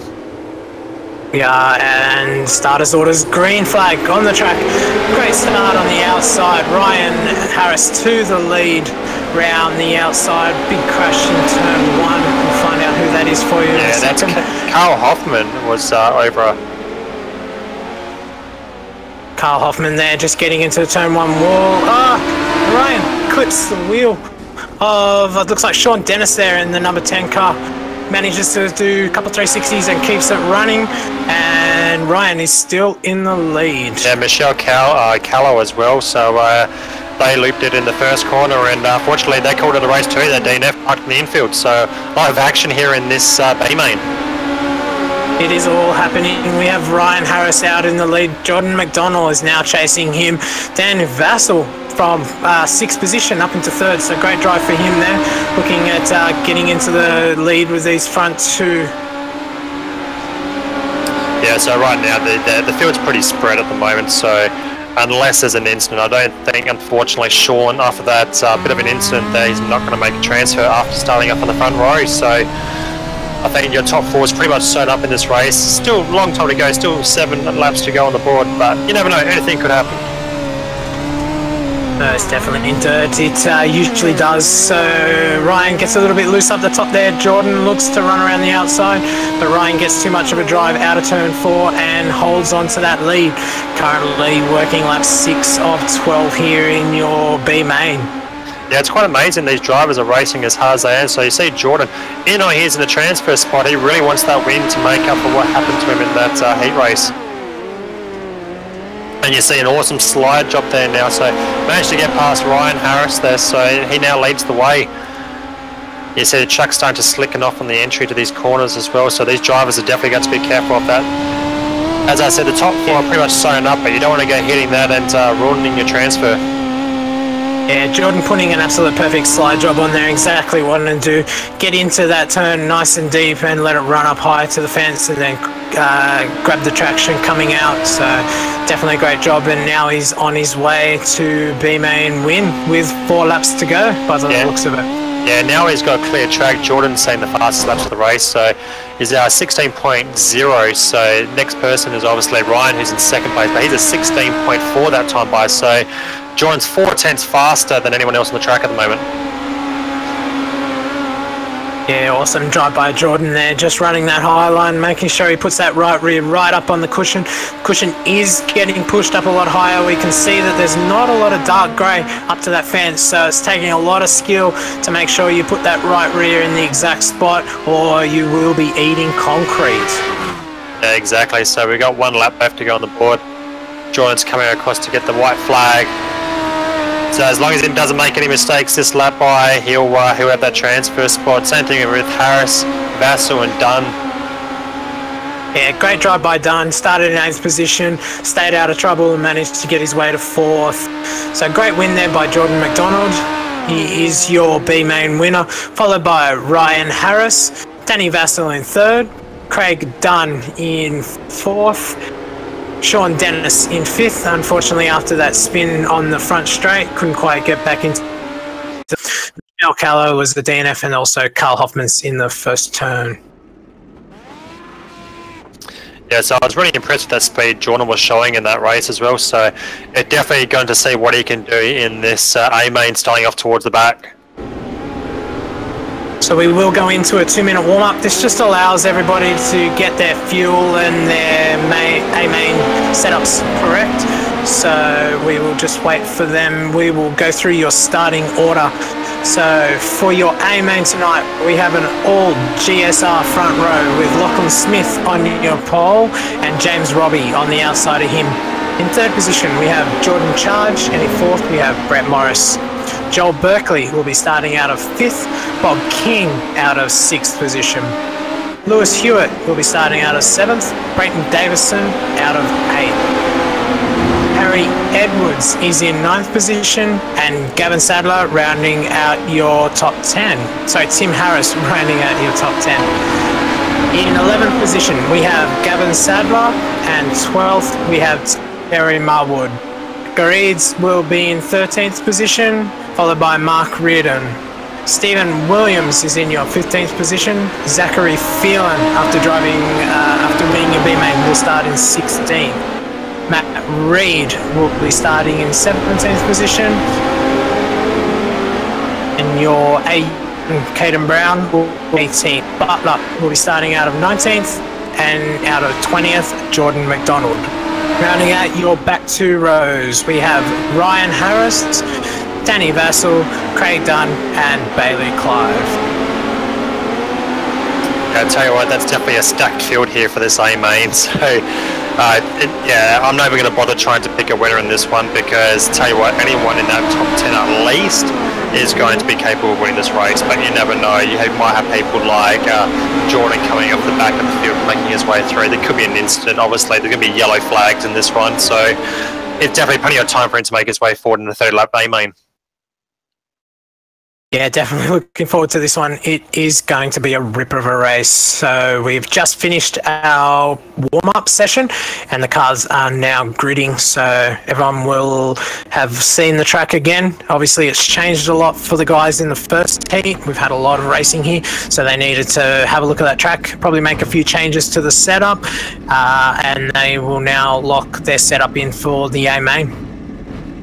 Yeah, it's going to be one of those cases of you're going to have to take a bit of a time at the start of the race. I mean, it's a long race, as I said, 30 laps. Take your time at the start. Don't try and make too many stupid moves, and be there in the final 15 laps, and be there to make the show at the end. And hopefully you'll come out on that first, second, or third position.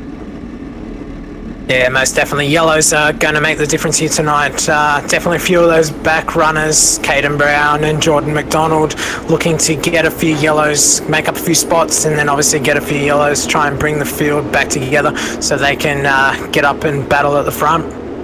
Yeah, the other thing these drivers have to all remember as well is, even though they're racing for the win tonight, they're looking at a championship as well. So with 23 starters here in this A-main, you've got to want to make sure you keep your nose clean. Even if you finish in 10th place, they're still good points for your series. Yeah, Clint, definitely on a field like this, if you're making A-mains, then you definitely should be proud of yourself with the names that are here tonight. Yeah, no, definitely. I mean, there's a lot of high caliber here, so... as we said at the start of the show, you've got a lot of big teams here, but you've also got a lot of the smaller teams. You don't quite have the budget of these bigger teams, but they're definitely punching above their weight and are making themselves in this A-main. Most definitely. We will see the pace car pull in this lap, and we are under starters orders. So who we have, Lachlan Smith will be leading the field off. Outside of him, James Robbie coming through turn 3 and into 4 now, waiting for the green. We are under green. Yeah, so you see a good start there on the from outside. the Gets outside. the run.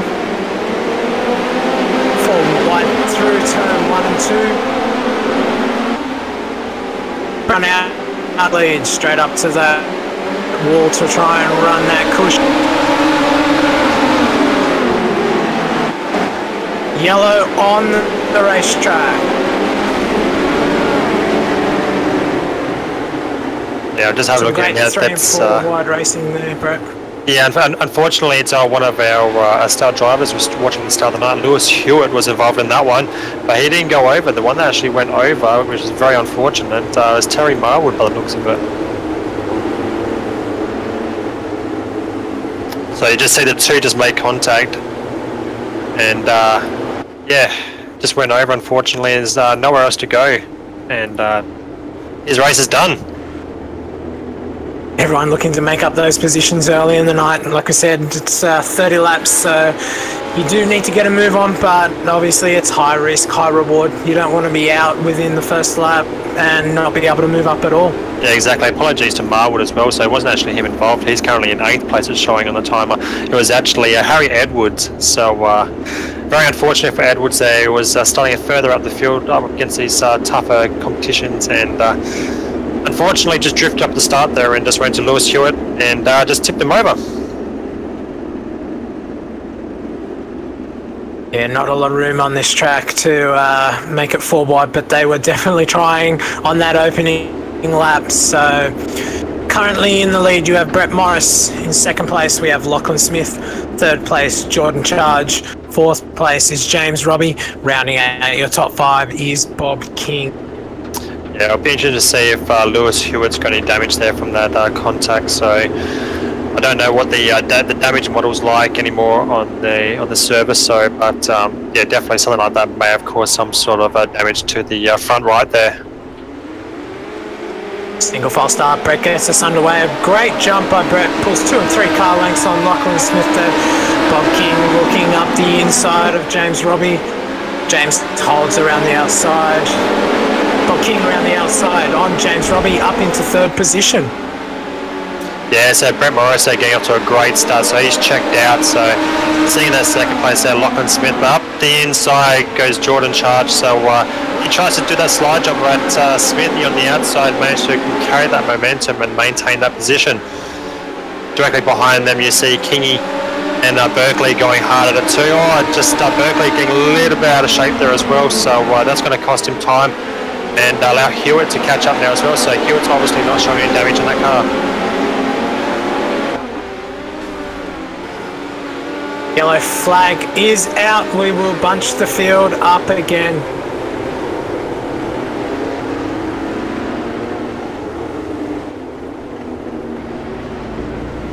Bob King looks to set that, put that yellow out.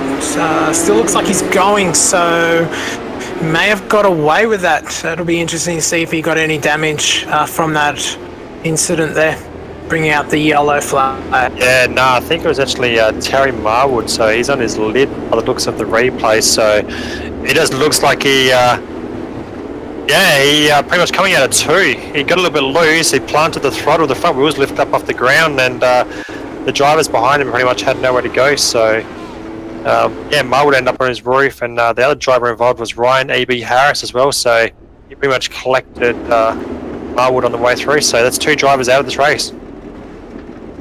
Yeah, these cars very hard to try and keep the front wheels on the ground when they do have the full tanks. Obviously trying to get through the 30 laps, you do need to put a fair bit of fuel in them. So with the amount of drive they have and all that weight over the rear wheels, they do tend to want to lift those front wheels off the ground. And obviously with no steering, there's not a lot of place to go but to the outside wall. Yeah, exactly. So just looking back further through the field, just trying to work out where some drivers are still coming. So Jordan McDonald still sitting in 20th place, so he hasn't really made any inroads yet in this A-main, so 10 laps into the race. So Caden Brown sitting in 17th place as well, so he hasn't made any inroads either. So definitely a tough track to pass on by the looks of it. Yeah, I'm just having a look through the plus and minus here. No one making big moves. Your biggest mover at the moment is Dan Vassell in 6 spots as we go green again. Field fans out across the line, making sure they don't pass before that line though. Lachlan Smith up high, Jordan Charge trying to get down below him. I'm getting confused, Clint. Those 2 cars look the same. I'm getting Jordan and Bob confused, but looks like Bob definitely there battling with Lachlan. Yeah, it looks like there's a bit of a crash too for the pack. I don't think it's going to bring out a yellow, so I had a big loud crash sound. So it looks like we're staying under green, so everyone's still going. But yeah, I definitely agree. Those two cars look very similar. It's hard to pick the numbers as well because they're getting very dirty out there with all this dust being thrown up. Up front, Lawrence is still up front, but Bob King is chasing him down, running that middle line. So perhaps our top line's just starting to lose its moisture, and Kingy has found something in the middle of the track there. Yeah, we can see the black line starting to form at the top on entry into 1 and 2. That's going to make it very hard. So we will probably see guys starting to rub that right rear on the wall. So we'll look at them trying to come down and get that light grey. Crash up front. Yeah, that was our leader, Morris. So you see he just got up a bit too high in that cushion and just went straight into the wall. So that's what we're saying during the straight stocks, when you want to try and ride the cushion up against the wall, you've got to be careful because it's inch perfect, and just went a bit too high and ended up putting the rear tyre into the wall, and his race is done. Yeah, I was just talking about that slick spot forming in one. Looks like Brett did go and find that and slid up into the wall. Bob did get into him, so it's going to be interesting to see if he got any damage out of that. So I guess we will have to wait for the next restart to see if that slows him down any. There's nowhere to go there, unfortunately. Yeah, possibly might have to have a watch in the pits for this race there, just to see if there's any choice words between those two drivers, perhaps.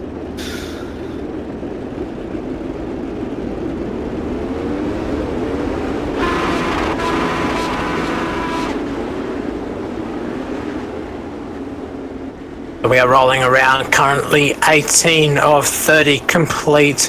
We are under safety car here for your race merch midgets.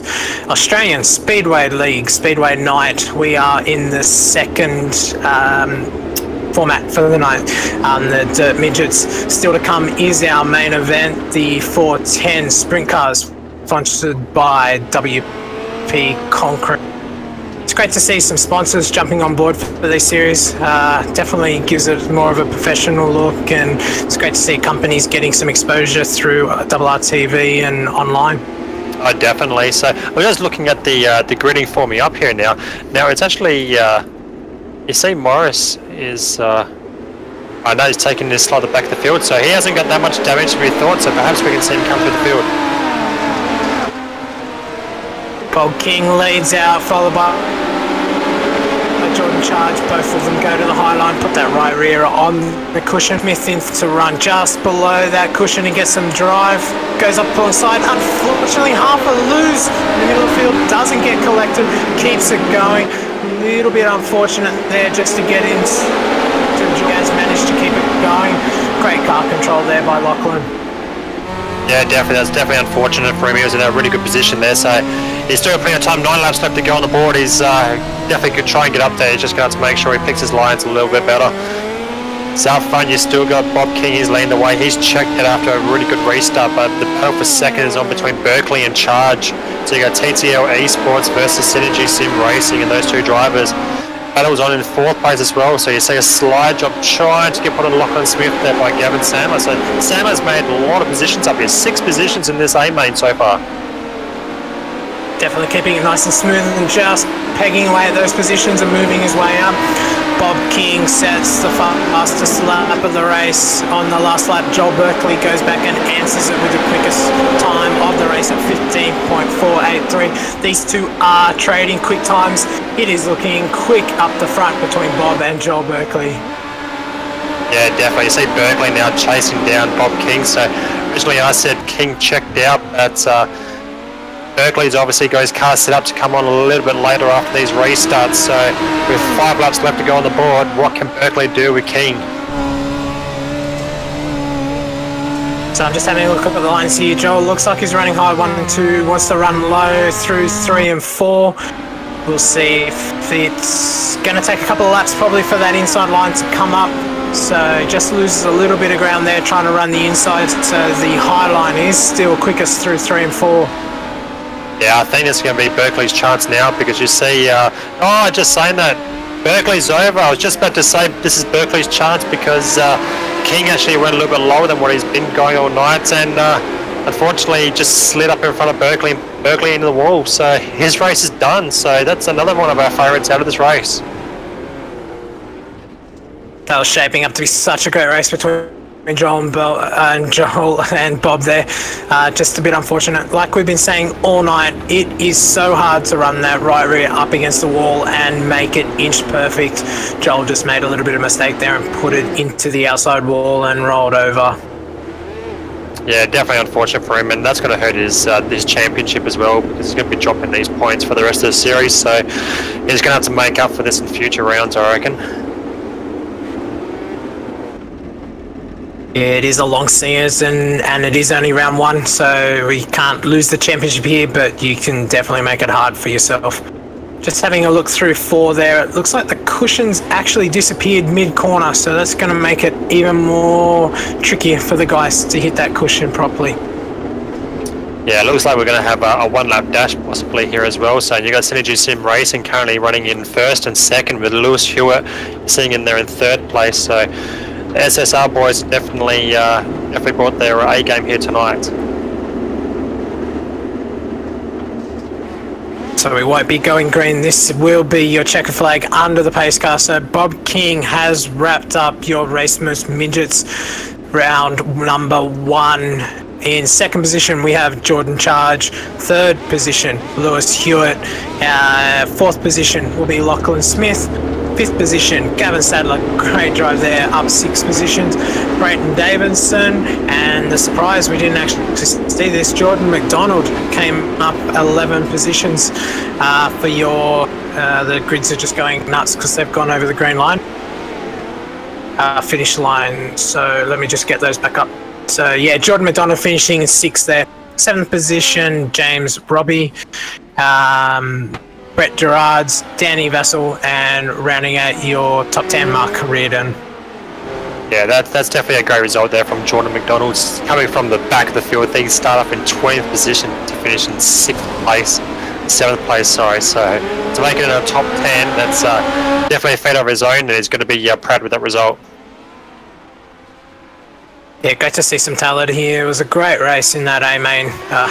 Battles all the way through the field, some big movers coming up. So definitely looking good for the rest of the season, and we should see some really great racing in the Race Most Midgets. Yeah, definitely, no doubt that they're back in the pits. The SSR boys, Bob King, Jordan Charge, they'll be having a few beers and celebrating, but I actually think they're in the 410s next. So perhaps not too many beers just yet.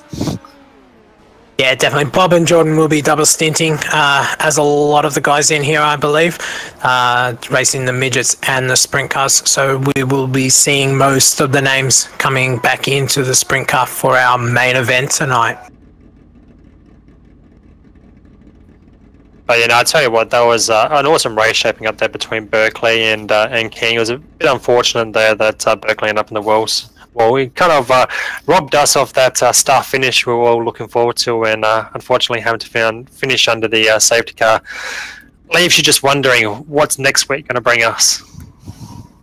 I definitely can't wait, and I definitely can't wait, and I'm sure the spectators can't either, and everyone watching the stream. Definitely showing the amount of talent that we have here and putting on some great racing for the fans.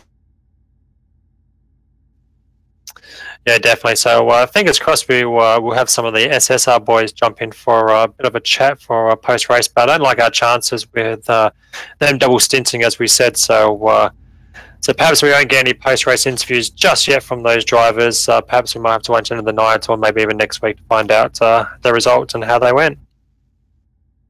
Yeah, definitely. Even in real life, it's hard double stinting on the sim. It's just as hard. You obviously need to change servers, and you need to get out of the mindset of the midget now because you're stepping into something that's completely different. We've got 410, 900 horsepower beast with wings. Definitely a different mindset from the midgets.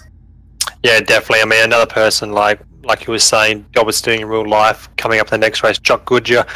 He double stints in real life in the 410s he just started doing this year, but he's definitely very, very quick in the Formula 500. So, yeah, he double stints in real life, so he'll better tell you exactly what it's like trying to drive two beasts on the track and get good results.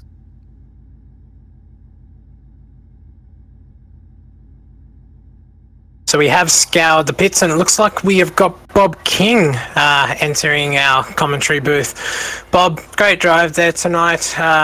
Definitely did it a little bit harder than you normally do, not from the front. And Joel was definitely putting some pressure on you. You were changing fastest laps there in the middle of the race. Yeah, it wasn't a bad race. I had some pretty good speed at the start, and I got tangled a little bit under a caution and bent the car about mid-race. Lucky to hold on to that race, to be honest. Yeah, we saw that coming into one. Was there anything you could do? Brett obviously got into the wall. There wasn't anywhere you could go. That wasn't the actual incident that bent my car. I don't think Brett really got into the wall. I was just following his tail tank, and it seemed like he lit the tyres a little bit, and I just got into his tail tank. Sorry for any part of him in that, but yeah, other than that, I mean, I was just trying to hold on after that point. You definitely did do well. Running that wall in the booth, and a bit unfortunate there for Joel. But great win, taking nothing away from you. That was a great drive from 6th position tonight. Is there anyone you'd like to thank? Yeah, a massive shout out to the guys at Synergy Sim Racing, Trackstar Racewear, and the Speedway Shop. Couldn't do without all your support. And yeah, that's all. Thanks. Thanks, Bob, and good luck in the 410 next. Yeah, thanks, guys.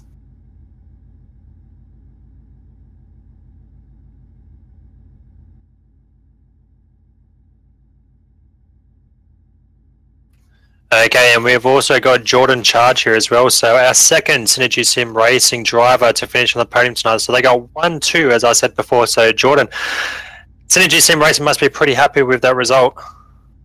Oh yeah, that'd be stoked. The guys have produced a quite fast setup for tonight, and hopefully we can keep on top of this form for the next few races. Yeah, no, it just doesn't seem to see that you've actually had the speed on Berkeley and King in that race. What was different between your setups, do you reckon? What was really letting you down? My car just didn't seem to ride the bumps as good as the cars in front, especially Joel. He seemed to be quite high on the track, and it seemed to be nice. And for me, I felt pretty uncomfortable up there. So wasn't really the fastest car, but I'm happy to obviously keep second. So it's definitely a highlight. Yeah, definitely, and obviously you're a real world racer as well. So, how do you find the racing on iRacing servers compared to racing in real life? How does that improve your racing, do you reckon, in the real life? Oh, I think if you've spoken to many the real drivers, it kind of keeps your eye into the real racing. So if you're racing a couple of nights before, you're sort of pretty well set for the real event. The setups are a little bit different, but obviously iRacing is trying to keep improving the sim, but it is pretty close, and it's definitely a lot of fun. So yeah, definitely. And just to wrap it up as well, is there anyone you'd like to thank on behalf of yourself and Synergy Sim Racing? Yeah, obviously the guys at Synergy Sim Racing, they helped us out with the setups and obviously made me better. A couple of years back, last year we weren't as good, so I got to thank those guys, and hopefully we can keep going. Yeah, no problem, and good luck for the rest of the series as well. So, finishing second tonight is Jordan Charge, and hopefully you can maintain it for the rest of the series. Yeah, thank you. No problem. That wraps up our interviews here for the race merch midgets here. So coming up next, we'll have the WP Concreting World of Outlaw Sprint Cars. So the 410, the big bangers are coming out. Something you don't want to miss. So make sure you come back.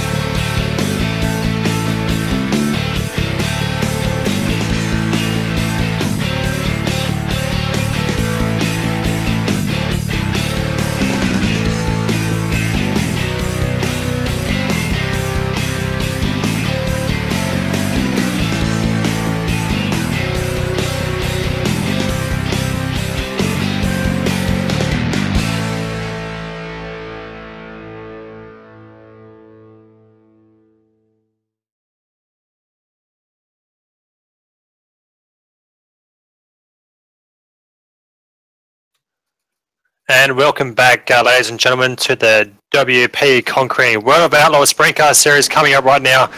Obviously, just then we've seen so far tonight the Down Under Graphics Street Stock Series was the start of the night. Moving on to the Race Merch and Midgets, which we just saw. And as I said, now we've got the 410s out on track, so it's just like being at your local sprint car track. So definitely looking forward to this one, Sean. Oh yeah, this is definitely the main event. That unforgettable sound with those 410 engines racing around for practice. Just the wings. It's just amazing watching these guys go around in these and watch them tackling these cars here at Charlotte tonight. Yeah, definitely. And we see also racing under lights now as well. So sun's gone down. Temperature still remains the same with partly cloudy, 22 degrees with 22 track temp. So no wind as well. So with that sun down as well, so track should hold a little bit moisture, a little bit longer, but again, you should see the black selectness showing up a little more sooner, just like we did in the sprints, so the midgets. Yeah, definitely the right and left rear on these cars a lot wider, and they definitely draw that moisture out a lot quicker and get it to dry up. We will definitely be seeing a black line with the 410s here tonight, later in the B main and the A main. Yeah, and got a lot of big names in this race as well. 40 entries total, so yeah, I think it's one of the biggest fields I've seen in a sprint car race. So it's going to be definitely a tough night to make that top 20 we might be taking on later on. So definitely going to be looking out for that one. Yeah, most definitely. And what makes it a lot harder is from our other rounds tonight, we are only going to be taking 3 from each of the heats, so qualifying becomes so much more important. That heat race becomes so much more important. Oh yeah, definitely, especially with 40 people. So I mean, yeah, I mean, no doubt you're going to see some big names not make the A main tonight. Definitely going to show what everyone's made of tonight. Obviously sets are a big thing here, so you definitely want to have that set dialed in early in the night and worry about trying to chase the track as it goes off, but you definitely want to put that time in at qualifying and make sure you get yourself at the front of your heat. Yeah, I know when I drove the 410s back in the day when it first came out, and that I struggled with setups. I mean, you always have to, unless you nail it at the start of the night, where you just have to make little minor adjustments, you're pretty much chasing your tail all night long, and that's not something you want. So you have these bigger teams that will definitely know what their setup is straight away and things like that. So, but don't count those little teams out, like the Sandler Racing team and things like that. They'll definitely be up there as well, battling it out with the likes of TTL and Synergy Sim Racing, who's back out here once again, along with some other big teams as well. Yeah, most definitely. Just watching Brett do some laps here and try and get that car dialed in for his qualifying run. The track state will carry over from this practice run, so it's very important to get the track, get your car dialed into the track as it is, because what you have at the end of practice is what you get at the start of qualifying. Yeah, definitely. I mean, you see a lot of those dark lines already forming during this practice here, so yeah, it just makes, as we said, with those 3 transfer spots with heat races, having a track condition that changes over, like, just, yeah, it's going to make qualifying that even more harder to go forward. So yeah, I don't know who's going to get that pole position at the end. Yeah, it's definitely going to be fun, and we'll be calling all the action here for you tonight. So just to go through your format, we are currently in warm-up, and from warm-up we will move to our qualifying session, where each driver will get 2 laps on the track on their own to set their quickest time, get them up the front of this field. We will then move into our heats. We will be having 6 heats tonight with about 10 cars in each of those heats. We will only be taking the top 3 from that heat. They get locked straight into the A main. From the heats, we will move into our D main, where we will take 4 drivers to the C main, so they will tack onto the back of the C main. C main will take 4 drivers, who will then tack onto the back of the B main. Our B main sees 12 laps and 6 advance to our A main, making it a 24 car A main final, and we will be going 30 laps around Charlotte. So yeah, that third lap A main is going to be crucial for your series. I mean, as we were saying, the track conditions going to definitely roughen up, and as you said, you can't win a championship in the first round, but you can definitely make it a lot harder, should we say. So just in case anybody's wondering as well, if you want to be a part of this series, unfortunately I'm pretty sure entries are closed from what I've read as well. So the entries we're seeing tonight, they'll be running with the whole series by the looks of it. Yeah, they do currently have a waiting list, so the demand to get into this series was absolutely massive, and we do have a waiting list, so we do have some reserves, but most definitely jump onto the Australian Speedway League website and keep an eye out for any openings. If we do have any fallouts through the season, definitely come in and give the series a run. Yeah, definitely. I mean, it's a great series that Australia Speedway League has put on. So, obviously, I've raced with them in the past and things like that, and it's a well-run series. So, if you are interested, definitely shoot them a PM or something like that, and try and get yourself into this series, and you'll definitely enjoy yourself and finish the night with a big smile on your face. And yeah, it looks like the host had advanced this session. So we're going to go straight to qualifying here, Sean. I am definitely getting excited. I'm expecting to see some extremely close times, and this is going to be a massive qualifying event. Yeah, well, I'm going to put you on the spot again. Who's going to be your pick for this qualifying? Wow, out of all the cars here in the server, there are probably about 10 that can get up the front, but I am going to probably put my money on Joel Berkeley to set the fast time here. Yeah, you bet me to it, so I'm going to have to pick someone different. So, you know what, I'm going to go Bob King once again. So these two have been battling non-stop, not just in the ASL, but in a couple of other leagues as well. So those two will definitely be going hammer and tongs. So no doubt we'll see them do that once again. Cars now out on the track, just waiting for the times to come through. They'll do their warm-up lap and then start setting quick times. First lap, Zachary Phelan, 13.812, 13.19 for Dale Jordison, 14.1 for Kyle Huffmans. Lachlan Smith sets a 13.46.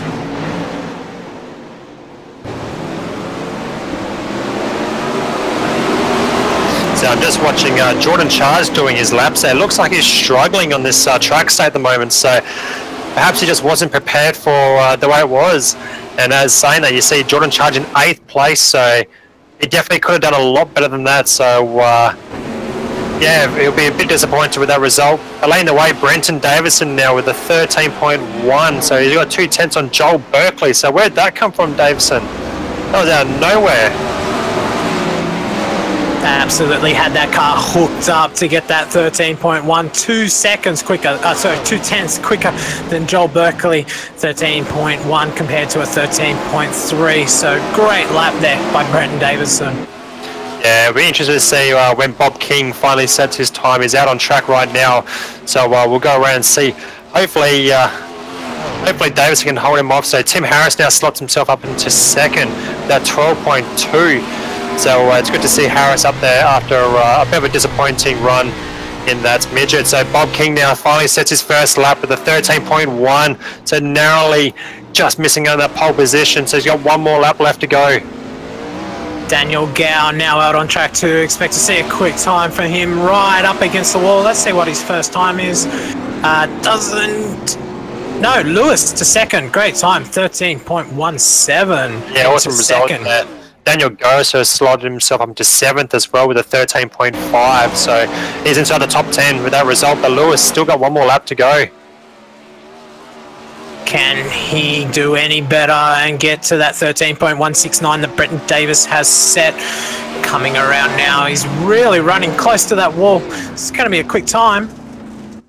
Doesn't improve, 13.171 keeps him in 2nd place. Yeah, so Brenton Davison there.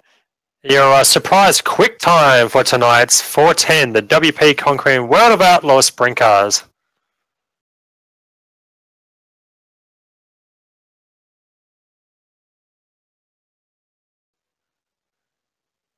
So we'll go through the rest of the field. So as I said, Brenton Davison gets that quick time. Lewis Hewitt in second. Bob King in third. Tim Harris gets that fourth place. Joel Berkeley in fifth. Lachlan Smith gets that sixth place. Daniel Goal gets seventh. Mitchell Cowell gets eighth. Dylan Hargreaves gets ninth. And Ryan Gorton rounds out your top 10 for that one. Yeah, great qualifying session. We knew it was going to be tight. Everyone's completed their laps now, so we knew those times were definitely going to be tight, and they definitely didn't disappoint. Just looking further down the grid, Daniel Vassell in 28th didn't have a great run there, but just something to keep an eye on. His actual sim car is an exact replica of his 410 race car, so he's definitely closing the gap between the real world and the sim world by bringing his paint scheme into the sim. Yeah, once again, like we've been talking about all night long, it's great to see these real-world racers jumping on the sim just to make sure they keep the eye on you. You heard from Jordan Charge at the end of that midget race, stating that it's really good just when you're not racing in that sprint car, you jump on the server just to keep your eye in, make sure when you rock up to the track next in real life that you're on the pace once more. So let's go through your heat number one. Off your pole position, we have Kyle Stevens. In position number 2, we have Zachary Phelan. In third position, we have Lachlan Smith. And in fourth, Brenton Davison. So again, we are inverting the top 4 as we see Brenton starting out of 4 there. In position 5, we have Aaron Kelly. Position 6, Brad Smeedley. George Fullerton in 7th. Terry Marwood in 8th. And Brett Junior Morris rounding out your last position in this heat in position number 9. Not actually setting a time there in qualifying, so not quite sure what happened to Brett, so we'll look for him to move up the field in this heat, try and salvage something of his night. Yeah, definitely. I was just thinking the same thing too, and I saw Morris's name towards the back of the field there. I just was a bit surprised, especially after we saw him do so well in the other category later on tonight. Sorry, so yeah, definitely keep an eye on him coming from the back of the field, making his way forward. So once again, like you said, we've inverted the top 4, so definitely keep an eye out on Davison coming from that 4th position.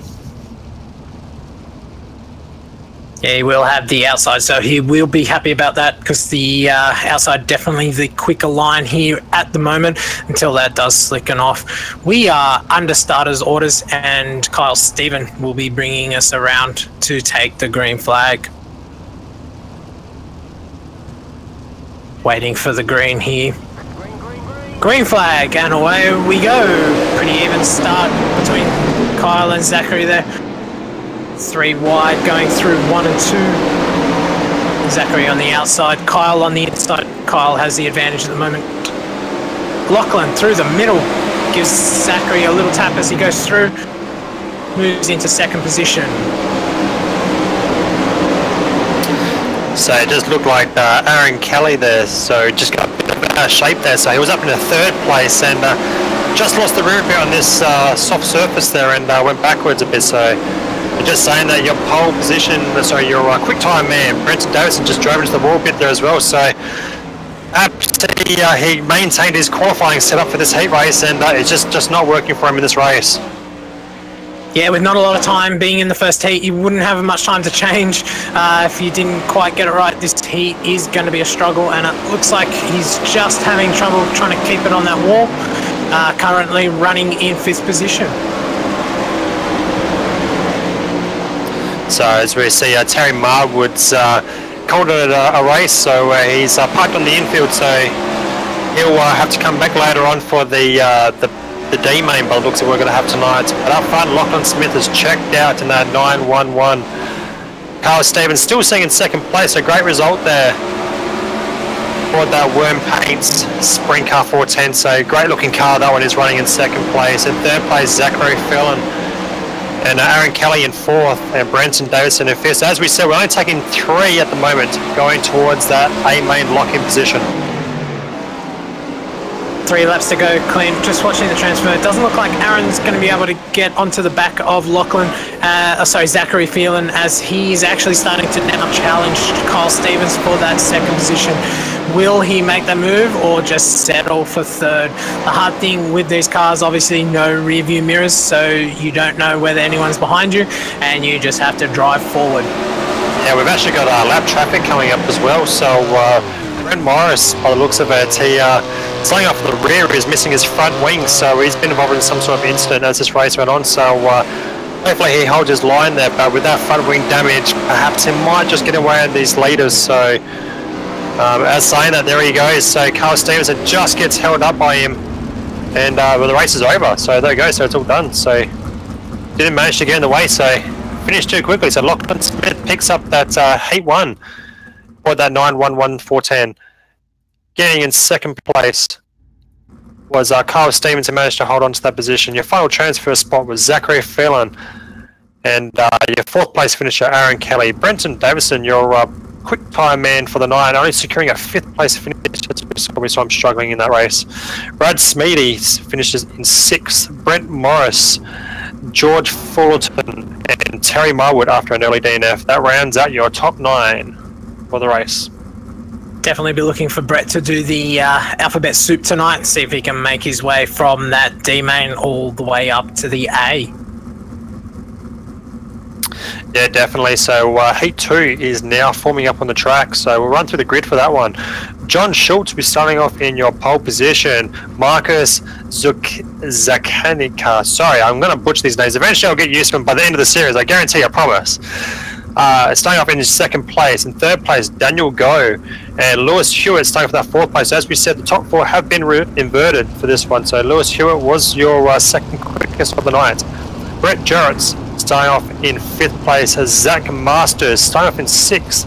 Al Hoffman's in 7th, and rounding out your top 8 field is Ryan Harris for TTL Esports.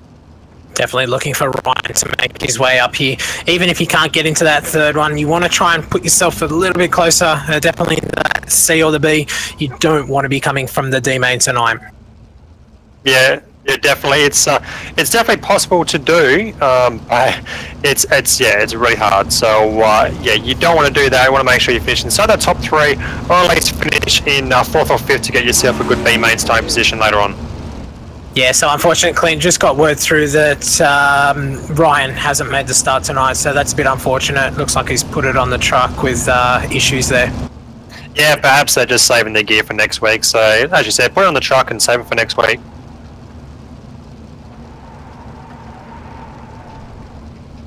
Currently coming into turn 3, we are under starters orders. John Schultz to lead us off once we get the green flag. Marcus Zakanik on the outside. Green flag, and away we go. Great start on the inside there from third position. Up the inside. Can he make a stick? Gets the drive out, but no. John holds on. Oh, a bit of wheel contact there. And into first position goes Daniel Gow. Around the outside goes Lewis Hewitt. It's all happening here in this second heat. Lewis with great drive around the outside. He has just pulled away out of turn 2. Yeah, he's definitely hooking that one. We're just saying that he's in the wall. And he's in front of the traffic too, gets in contact with Zachary Phelan, so yeah, Hewitt was alright, he's upside down as well, so just about to give it a good plug at the start, but he's upside down, so Hewitt's out of this race after getting a good jump at the start there. He managed to hold that position for maybe a half a lap, and then he's out the race. Great battle up front between Brett and Daniel Gow. Brett on the middle line trying to make that work. Daniel up high trying to get the run around the outside. Great run by Brett Gerards from 4th position to get up into that 2nd place. Yeah, so you see that top line's definitely a lot faster than the inside line, but as we saw with Hewitt, you're definitely flirting with danger up there. So you see definitely getting screaming, saying that Zachary Phelan now running the high line ends up in the wall again. So these cars are just getting sucked in. So the closer they get to the wall, the closer the wall just sucks them in and wants to flip them over. Our front now is Brett Jarrett's leading the way. Watching the battle for the transfer spot between Marcus Zakanik and John Schultz. Very tight here. Marcus has the advantage at the moment in that 3rd position, but John very close, falling back there after starting off the pole. Yeah, so we've got 3 laps left to go on the board, so Gower's definitely checked out now, so Phelan's definitely checked out. And oh no, it is Gow, sorry. So I've got my names mixed up here. My timing's not correcting. So, but Gow is definitely checked out. So Brett Jarrett's is definitely in second place, and third place Marcus Zukanica sitting in there in that final transfer spot. John Schultz a little bit too far back, I think. So I believe those two are teammates as well by the looks of it. So I don't think it's going to be risking too much. Marcus with the inside move on Brett for that second position. He doesn't want any chances. He wants to move up a position and does it, gets into second. Brett will answer back on the inside and Brett managed to hold it on to second. Great finish there between the two, Marcus Zukanic's and Brett Gerards. Yeah, Brett definitely saw him coming there in that final corner, so just left the door open, let him go past, and got him back on the exit. So did the old classic over and under technique we see happens so many often when slide jobs are done. Yeah, great drive in there. So Daniel Gow, your winner of heat number 2, Brett Gerards in second, Marcus Zukanic's in position 3, John Schultz position 4, Zach Masters in position 5, Carl Hoffmans is in position 6, Lewis Hewitt DNF'd in 7th, and Ryan obviously was a non-starter. Yeah, so out on track now, we've got heat 3 coming out, and starting off in your pole position is Matt Reed. In second place, right alongside him on the front row, Dale Jordanson. In third place, Michelle Cowell. In fourth place, Bob King. So here's your inverted third quickest of the night in qualifying. In fifth place is Scott Butler. In sixth place, keep an eye on that real world paint job on that Daniel Vassell car. In seventh place, Brendan Hamilton. And eighth is Matthew Lawson rounding out your field. Yeah, Clint, for anyone that doesn't understand Speedway, the way that it works from your qualifying order, what will happen is your first place position will go into Heat 1, your second place position will be the front row of Heat 2, your third, fourth, fifth and sixth will be your front rows of your fourth, fifth and sixth heats, and basically we call it snake. From there on, we'll just keep taking the next ones to go to the next position. So that's why you don't see the top 4 running in the same heat, because we don't take them down straight down the list. Yeah, definitely. So it's really good when it works out that way. Looks like pace cars on the infield. We're getting ready to go green, and there it is, green, green, green. And they are off. Good start there from Matty Reid on the inside. Gets the whole shot going to the first corner. Coming around the outside, there's Dale Jordanson takes the lead, and there's contact further back between four, 5 or 6 cars. I know as your early leader, Matty Reid, was one of them involved as well, so he's out. Yeah, Matt unfortunately got a little bit loose out of there, and there was cars left and right of him. He's managed to hit those. So, your leader has spun and into the wall in turn 3. Dale Jordanson out of the lead. That's the behind line running that high line. It's just so hard, Clint. Yeah, definitely. So Bob King leading the way now. You just see the second and third directly behind him now came together as well. So I think Bob King's the only person in this field that has not had contact with anyone. So everyone else has got damage on their car in some way or form. Definitely showing a clean set of heels out front. Danny Vassell and your second position, and third in your transfer spot, Scott Butler. Yeah, so it's good to see Danny Vassell up there running in second place in that real world paint job. I know he's missing a bit of damage on there, I think, by the looks of it. So, but he's definitely managed to hold it there in second place in that transfer spot. The final person in the transfer spot is Scott Butler. So he's in the bubble with Michelle Cow trying to chase him down, but without that front wing on the front of your car, it's going to suffer a little bit as this race goes on. Yeah, field spread out a little bit here. Just everybody looking to try and lock their position in, either to the A main or a few rows back to B main. So it doesn't look like Michelle's going to have an answer for Scott here. So Scott may be able to hold on to that transfer spot. Just having a look at Dan Vassell's car here, that rear wing cranks all the way back over to make sure he can get as much drive off those rear wheels. 900 horsepower and a slick track makes it extremely hard to get that power down. Yeah, definitely. I think that's what's caught a lot of these drivers out in this heat race, is how slick the actual track actually is getting. So it just makes you think exactly what sort of track are we going to end up with for the A-main later on tonight. It's definitely going to make the racing spicy. But with one lap left to go on the board, Bob King's definitely got this one sewed up. Daniel Vassell sitting that second. He should definitely get that transfer spot. And Scott Butler will get that third place finish by the looks of it. And there it is. Checkered flag is out. Bob King is your Heat 3 race winner. Yeah, great drive by Bob there. Up on that wall the whole time. So much confidence in that car. That set definitely hooked up. So your Heat 3 grid, finishing order is Bob King, first place, Danny Vassell in second. Your last transfer spot is Scott Butler in fourth position. Mistel Callaway. Dale Jordison is in fifth. Brendan Hamilton in sixth. Matt Reed, after having that accident on the back straight in turn one, finishes in seventh. And Matthew Lawson is DNF for that heat in position 8. Yeah, so good race there from King just to take the Heat Race 3. Out on track now we go Heat Race 4. And we'll run through the starting order for you. Starting off in pole position is Cody Rasuki. In second place, Dylan Sharman. In third will be Dylan Hargroves. And running out your outside row at your 4 in the second row will be Tim Harris. Fifth place will be James Robbie. Keep an eye on that one.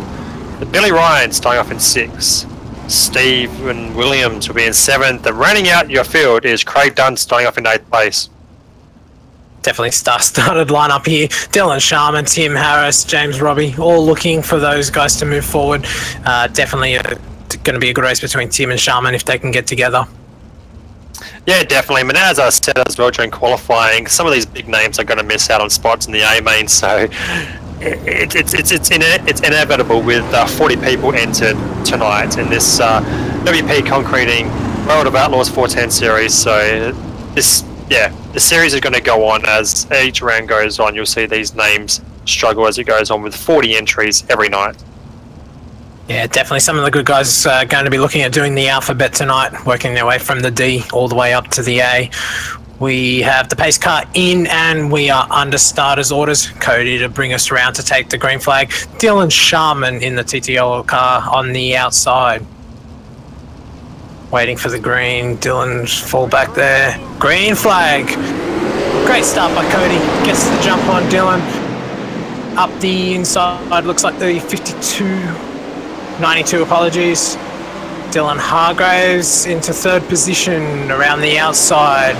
Tim Harris trying to make that work. Running a fine line up there, obviously. We've seen people going to the wall. But gets it done. Moves into third position. Great move there by Tim Harris. So yeah, we saw the start of the race there. Stephen Williams clipped the inside tyre going to the first corner. So his race was done even before he reached turn 2. So he's out. Back to the action up front. Cody is trying to hold off Tim Harris as well as the other TTL driver Dylan Sharman. So we got him stuck between a TTL sandwich here. He doesn't know which line to cover. Does he go high? Does he go low? Around the outside goes Harris and takes over that first place. Now Sharman will be looking to do the same around the outside, trying to hold the same line. Just loses a little bit of momentum coming out of 4 there, Sean. Yeah, great drive by Tim. Sharman tried to do the same thing. The problem was he was half track when he decided to do it and nearly hit that turn 4 outside wall. It looks like he has got that outside locked in, goes for the slide job on Cody, but can't quite get right under him. Cody should get the run, but Dylan manages to hold the inside line, slides up and gets the drive out of turn 4 for position number 2. Cody falls back into your bubble position in position number 3. James Robbie on the outside looking in. Can James get past Cody for this transfer spot? Yeah, I tell you what, a lot of these drivers are flirting with danger going into turn 3. There's a very, very small, horribly grippy patch on the outside before you hit a really rough dark patch a little bit lower than that. So it's literally the width of a half a tyre there. So they're very definitely flirting with danger up the front there. But Harry still leads away from Sharman in second place. Most definitely flirting there. The quick line there is to get that right rear right up on the wall, but final lap coming up now. So Tim Harris obviously pulled away from the field. Dylan Sharman, once he got around Cody, has pulled away from Cody. James Robbie looking at trying different lines there, but couldn't do it. Cody gets your transfer spot into the A main, and we will see James Robbie in the B tonight in 4th position. Your 5th position tonight, Dylan Hargraves. Craig Dunn will be in 6th, and Billy Ryan in 7th. Stephen Williams, obviously hitting that tractor tyre on the inside, will be in 8th place, unseeded. So I did mention those tractor tyres at the start of the night, and unfortunately Stephen got the one there, just trying to cut it too close to get the run off the start. Yeah, definitely. You definitely see that sort of stuff in real life as well. People just try and get a little bit as close as they can to the inside line, trying to get that green line, but unfortunately those tractor tyres can definitely play a bad part in your result at the end of the night. But here we see Heat 4, it's a Heat 5 now out on track. Starting off in that 1st place position is Darren Brumfield. In 2nd place will be Jordan Charge. 3rd will be Ryan Gorton. 4th will be Joel Berkeley. In 5th will be Jason Brown. Your 6th place starter will be Anthony Bland. 7th, Gavin Sandler. And in 8th, running out your field is Kieran Roxburgh. Cars rolling off behind the pace car. It's a great feel here tonight. Definitely has felt like a Speedway night with the 3 classes. So it's a great show that ASL have put on here, and great testament to the drivers as well as the organisers for this event. Yeah, definitely. I mean, I'm going to be sad when this night's over. I'm going to have to definitely come back for this series and keep an eye on how the results go, because yeah, the racing's just been awesome tonight. As you said, just like going to a real track. The only thing I'm missing is a hot dog and a Coke and some hot donuts. I think I might have to get some for next week. Yeah, definitely. Remember, your tuck shop is open, so go down and grab some beverages after these heat races. Yeah, it's just a shame that you can't travel to where some of these people live and get an autograph from the likes of King and Berkeley and things like that. So, but no doubt, yeah, these drivers are definitely, definitely put on a good show tonight. Pace car has pulled in off the back straight. Darren Brumfield will bring us around to the green flag. Jordan Charge on the outside. Green flag, and away we go. Jordan gets the start. Sorry, Darren gets the start, but Jordan goes around the outside. Darren gets to drive through the middle. Jordan's still hanging around upstairs, but the drive definitely through the middle at the moment. Darren Brumfield can hold it on for lap 1. Yeah, but you see Gordon there trying to take over the lead there, but didn't get it done. That's Brumfield now, it takes over that lead. You see a lot of these drivers hitting that wall where I said the last heat race in the turn 3, so they're trying to get as high as they can. But look at these drivers, almost 3 wide by 3 wide, so 6 drivers all side by side. Person getting the best run out there was Joel Berkeley, gets up himself into 3rd place in that transfer spot. Everyone looking for a little bit of real estate, make sure they can get their way into this top 3. 6 drivers all have the chance at the moment. Some great side-by-side racing there. Gavin Sadler out the back there in 5th position. Jordan Charge 4th position. Looks like Ryan Gorton in 3rd, Darren Brumfield in 2nd, and Joel Berkeley is checking out on that pylon. Yeah, Berkeley just got a really good run a lap ago and just ran around the outside of everyone and just checked out, and yeah, he's gone. So as long as he maintains that confidence on the outside, he should be pretty good. So, but this battle's on for these the transfer spots between Brumfield, Gorton. They're your final 2 transfers. You got Gavin Sandler, Jordan Charge, Jason Brown. That's in that pack as well. Definitely the heat on for this transfer spot. All 4 of these cars know they can do it. They know they've got the car under them. Can they just put it on the right line at the right time to get that position? Currently, Ryan Gorton has your transfer spot. Yeah, just that one thing that's really good as well. These drivers are showing us so much respect as well for each other. You're seeing them constantly changing positions, but giving each other plenty of room, and no one's causing any incidences, which is great to see from these drivers. Yeah, great racing by everyone out there. We have 2 laps to go. Joel is not even on the screen at the moment. He's checked out of here in 1st position. In 2nd, we have Darren Brumfield, and 3rd position, Ryan Gorton. Jordan Chard still looking out, trying to get in. Gavin Sadler also still there, just dropped off a little bit now. Jordan Charge around the outside. Great move by Jordan Charge there. Yeah, as we see checker flags coming out there, so Berkeley gets it done. Jordan Charge gets across the line, and only just Ryan Gordon secures your final transfer spot. I'll tell you one thing I want to mention. Joel Berkeley with that final lap to 12.9. He was almost a second faster than anyone on track. That's awesome result there for Berkeley. Yeah, amazing setup from amazing driver. That was just a great run from Joel. Jordan leaving it till the last lap to get into that A main. Great run around the outside, getting into second position. Third place, Ryan Gordon. Darren Brumfield in fourth. Gavin Sadler holds on to fifth position. Anthony Bland in sixth, Jason Brown in seventh, and Kieran Roxburgh in eighth. All finishes in that race, so that was a great race there, Clint. Yeah, definitely. And I mean, just by looking as well, it looks like we've moved on to the mains as well. So that was our final heat race of the night. So we've moved on to the C main by the looks of it. So it looks like we are going to drop our D main, move straight into the C main. Let me just check how many we are taking. 4 will go to the B main. So everybody battling for that fourth position and upwards here. Yeah, no, definitely. You definitely got to make sure you transfer into the A. Just to try and secure as many points as you can for the series. We'll run through the starting order quickly. Starting off in first place, Brendan Hamilton. Second place is Craig Dunn on the front row. Third would be Anthony Bland. Brett Morris, keep an eye on that car in fourth place. Lewis Hewitt, keep an eye on him as well in the third row, starting off in fifth. Matty Reid starting off in sixth. Billy Ryan in seventh. Jason Brown starting off eighth. Jordan Fullerton in ninth, and rounding out your 10 is Ryan Harris. So even though Ryan didn't take place in that first heat race, he's still starting off in 10th place in this one. In 11th place is Matthew Lewis. In 12th place is Stephen Williams. 13th is Kieran Roxburgh. And rounding out your top 14 field is Terry Marwood.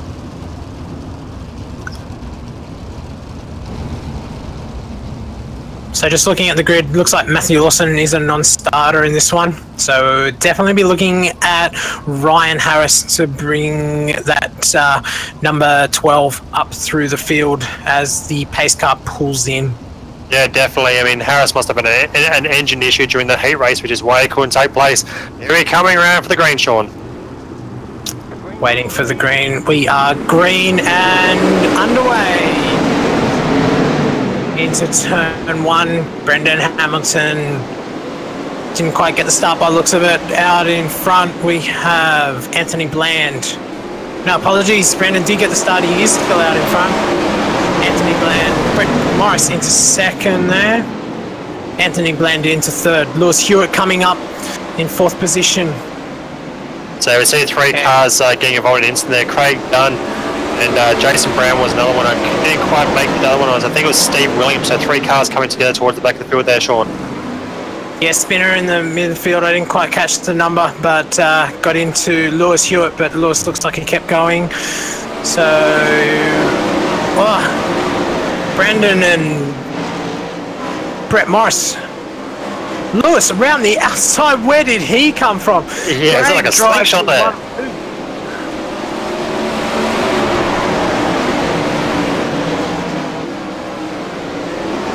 Yeah, that was an awesome pass there, Sean, from Lewis Stewart. I was watching too, and Lewis just jumped in and surprised me that he got such a good run through there. So he's definitely got that car hooked up high.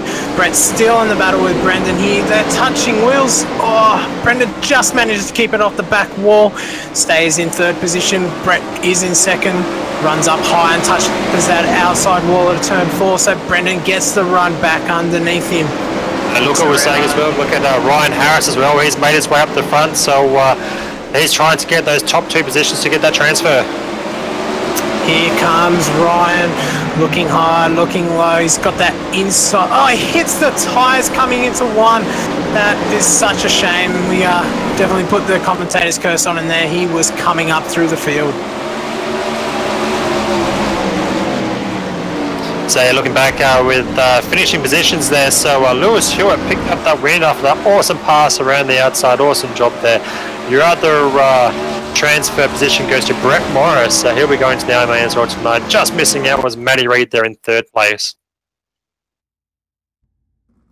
Some exciting racing all the way through the field there, so that was some great racing in that C main. Yeah, it was kind of hard to keep up with all the action that was going on track. Didn't know where to look. So much going on. So our top 4 from the B main now look like they will join, sorry, from the C main now join our B main. So that was Lewis Hewis, Brett Morris, Matt Reed and Brendan Hamilton. They will be starting off the back of the B main. Sorry, my apologies. I thought we were only taking 2, so apologies to the drivers I said didn't make the event, so that's my mistake. Your B main lineup for tonight. Off your pole position is Aaron Kelly. In second position we have John Schultz, Michelle Callow out of third position, James Robbie out of fourth, Darren Brumfield out of fifth, and your sixth position is Brenton Davison. Zach Masters will be starting out of 7, Dale Jordanson out of 8th. 9th place, Dale Hargraves, and your 10th place position, Gavin Sadler. Bradley Smedley will be starting out of 11th position. 12th will be Carl Hoffmans. Lewis Hewitt out of 13th. Brett Morris out of 14th. Matt Reed out of 15th. And Brendan Hamilton off the back in 16th position. Yeah, so you see our top 4 finishing in the C main there is now staying off in this B main towards the back there. So as we said before, Sean, they're going to have to run the alphabet and try and make their way forward into the A main. So, but it's good to see Aaron Kelly starting off in first place there. Yeah, Aaron Kelly off the front there. He's going to have to hold on. We're going to have to watch Lewis Hewitt from the back here after that run in the C main. We are under starters orders here, waiting for the green flag. Pace car is off. Aaron will bring us around. Green flag. Aaron gets the jump on John. John tries to hold on around the outside, but through the middle goes John. Aaron Kelly holds on to first. We've got a crash at the back. Zach Masters is involved. We also have Brendan Hamilton coming through there. We will not go yellow, so we'll stay on the action at the front. 46 car, Michelle Callaway on the inside, looking to get that drive there through 1 and 2, looking to take the lead. Aaron Kelly making that middle line work at the moment. Yeah, Lewis Hewitt was one of those people that involved in the accident too, but he managed to didn't get any damage from that one, so hopefully he can make his way forward. So he's got in the high line working right now, so we'll have to keep an eye on him as we've got 7 laps left to go on the board. We've seen another car into the wall as well, Brenton Davison. So he was your pole sitter during qualifying. He's in the wall and he's out. So back up front though, so you see the battle still on between Aaron Kelly, James Robbie and Michelle Gale. James Robbie racing there. Great move for the lead. James Robbie around the outside. He has that car locked in. As I speak, up into turn 3 wall. Does recover and keep going. Aaron Kelly takes back the lead. Yeah, these drivers are definitely not showing any whole bars. They've got the elbows out, and they definitely will get those top 4 positions to transfer into tonight's A main. Michelle Callis still holding around the bottom there, trying to make that bottom line work. Aaron Kelly looking at the middle line, actually trying to get some good drive off there. He's actually making that middle line work really well at the moment. Yeah, just having a look as well, we're actually taking 9 from this race by the looks of it, so 9 transfer to the A main. So you definitely don't want to be that 10th place driver, which currently is Carl Hoffmans. So these drivers definitely knowing that there will be 9 transfers, so if you are sitting obviously in that top 5, you will be looking at what this track is doing, making sure that you know what changes you're going to make after the B main. We have a really quick turnaround from the B to the A, so just trying to get some data now. These guys in the top 5, they know they're locked in. Just say that around the outside. Yeah, I guess so. Apologies. Sorry to butt in on you, but look at Lewis Hewitt making his way forward. He's up to 4th place now. He crossed the line there, so starting up towards the back after running the alphabet, finished it in 4th place. So that's going to give him a good starting position for the A main later on. Yeah, amazing drive there by Lewis. We knew he was coming. We were watching for it, and he still snuck up on us there. So great drive by Lewis there. Looks like 2nd place. No. Yes, second. Actually, you got up to second. Must have got that on the line. James wow. Robbie, third. Fourth position, Michelle Calloway.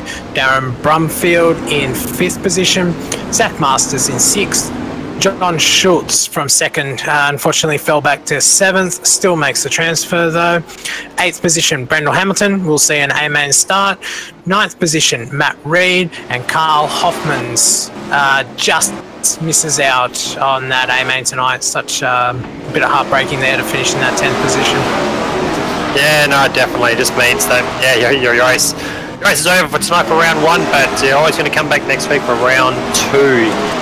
It's definitely going to be interesting to see how these drivers are going to adapt to this track now. It's going to be a 30-lap race. It's a long, agonising race with safety car laps as well, so definitely going to be play a part this track, Will. Yeah, they're in their 2-minute warm-up now, just looking to see what final changes they can make, get that car dialed in. If you're at the back, you're definitely going to probably gamble a little bit on your setup. Hopefully it comes in later towards the end of the race and you can be sitting in a good position to make a move at the end of the race. So with 30 seconds left to go on the clock, well, we might start going through this grid, Sean, because there's 24 starters, so it's going to be a big field. So starting off in the pole position is Kyle Stevens. Where did he come from out of nowhere? Gets a pole position starting there. Joel Berkeley will be starting off in second right alongside him on the front row. Timmy Harris will be in third. Bobby King starting off in fourth. In fifth with Daniel Go. In sixth will be Lachlan Smith. Brett Jarretts will be in seventh. In eighth will be Daniel Vassell. In ninth, Dylan Sharman. And rounding out your top 10, Jordan Charge there. Sean, you want to take over? Yeah, 11th place will be Zachary Phelan. 12th position, Marcus Zakaniki. Scott Butler will be starting out of 13th. Cody Morsk will be out of 14th. And that's just changed on me, apologies. 15th will be Ryan Gorton. Aaron Kelly is your first year transfer spots in 16th. 17th, Lewis Hewitt. James Robbie, 18th. Michelle Caller, 19th. Darren Brumfield, 20th. Zach Masters will be in 21st. John Schultz, 22nd. Matt Reed, 23rd. And your last and final transfer will be, Matt Reed in 24th. So definitely a star-starter field here for this A-main for the WP Concreting World of Outlaws 410 Sprint Cars. Who's going to be your pick for this one, Sean? So many good drivers at the front. I'm definitely going to put some money on Lachlan Smith in this one. He's been showing some good form, so we'll hopefully have a look at him coming from 6 up to the front.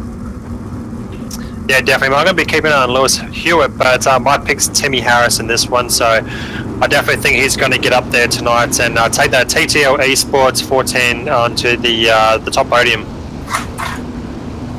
Yeah, looking at Lewis's form in the B mains, he definitely has the car to do it. I think it's going to be a matter of laps and how many cautions we have here tonight. This slick track is going to make it hard, so we are going to probably see some wheel bumping and I'll probably see a few yellows, I think. Yeah, definitely. I mean, starting off mid-pack as well is going to be amongst all the troubles and things like that, so he's definitely going to have to try and make sure he comes out of it with a clean car if he's going to make his way forward. Yeah, these cars definitely sensitive to damage. Anytime you get wing damage, front end damage, it definitely changes the characteristics of the car. So what you may have a good car at the start of it, if you do run over a wheel or you bend a wing, that balance is going to change very quickly. Yeah, definitely. One thing I'm a bit disappointed I wish iRacing will bring into the show is the ability for these drivers to do the old four-wide salute. It's the only thing we're missing for tonight's racing, but it looks like we're about to go green there, Sean. Yeah, four-wide would be nice, but we will take the green here. Kyle Stevens, your leader. Even start. Joel gets the run around the outside. We knew he was going to go straight to the outside. Through the middle, looks like the 48 car. We have a spinner, half a spin. Kyle Stevens looks like he got to the infield and didn't cause any other crash there, so we will stay green. Your leader, Joel Berkeley, on the high side. Second position, Bob King. Yellow is on the racetrack. Yeah, I just happened to just catch that. It looked like it was Jordan Charge, I think, was one of the drivers involved in that one. Just trying to catch up who the other person he tied up with. I think possibly.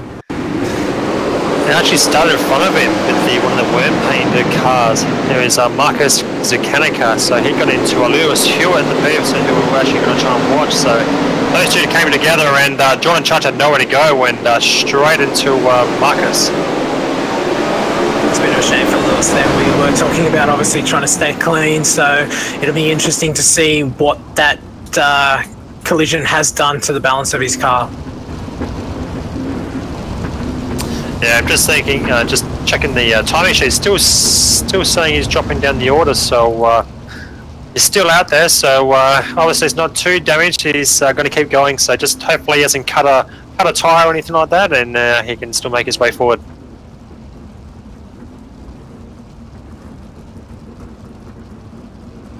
So I just got the call there. Clint, looks like Lewis has pulled into the pits for a quick service. He'll try and get a quick reset and jump back out into the back of this grid. Apologies, Clint, that was Jordan in the pits. So that's very unlucky for Jordan there. So he's always a quick driver there in that Speedway spares shop 410. So yeah, very unfortunate for him. So, but no doubt he'll be back next weekend for round 2. Joel Berkeley, Bob King, Tim Harris, Daniel Gale, absolutely packed front four at the moment. Let's see how they go into turn 1. Bob tries to get the inside run there. Joel a little bit squirrely, up into the wall, manages to hold onto it. Bob slides him in front. Joel jumps on the throttle through the middle, tries to get the run on the inside now.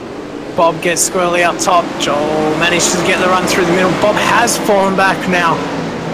In your second position, Daniel Gale, Tim Harris, and we will go yellow. I think that was probably triggered by Bob getting into a few people there off turn 4. Yeah, no, I think what would actually happen was watching it, Tim Harris actually hit one of the ruts, and his car actually got airborne and went straight into the back of Bob King, and that sent him sideways, and that just set off a chain reaction for his fellow teammate Daniel Gale, I think it was, and another fellow driver that slammed straight into him. But yeah, definitely Timmy Harris got some air off one of those ruts going to 3. So that's definitely something new that they have brought into iRacing since this last build. We do have ruts now, so the ruts will form as the night goes on. As we can see, that has caught Tim out a little bit there, got a little bit of air, and just got into the back of Bob. So these guys will have to obviously get used to those ruts, being now that they've brought them into the service.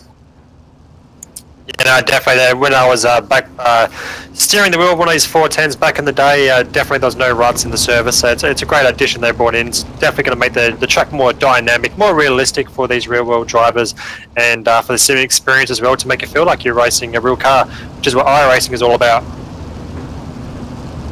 The best thing about hitting runs in a sim car is you don't have to crack ribs or get bruises the next day. So I'm sure the real-life drivers are pretty fortunate that doesn't happen in the sim. Yeah, definitely, and your wallet stays full as well, so don't have to pay for the repairs. Looks like we will be going green this time by. The pace car does pull in off the backstretch. Joel will take control of the field.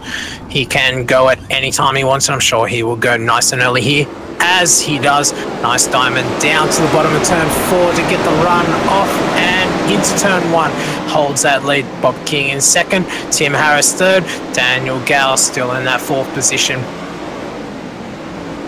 So you see Joel Berkeley now up into the wall, coming out of 4 there. So he rode the wall hard, but managed to bring the car back down and rejoin the race in 3rd place.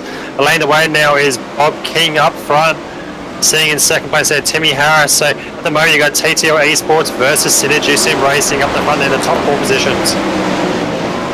Great battle up the front. This is just showing how hard this track is. These guys obviously making those mistakes, hitting those bumps, having to learn the racetrack each lap. The track is dynamic and it is changing, so they need to learn on the fly. Yeah, that right in 3rd, in the turn 3, sorry there, Sean, that's getting worse and worse. You're seeing a lot of these drivers are hitting it and lifting the front wheels, so they definitely got to be careful that they end up in that wall and ruining their round 1 race. Yellow on the racetrack.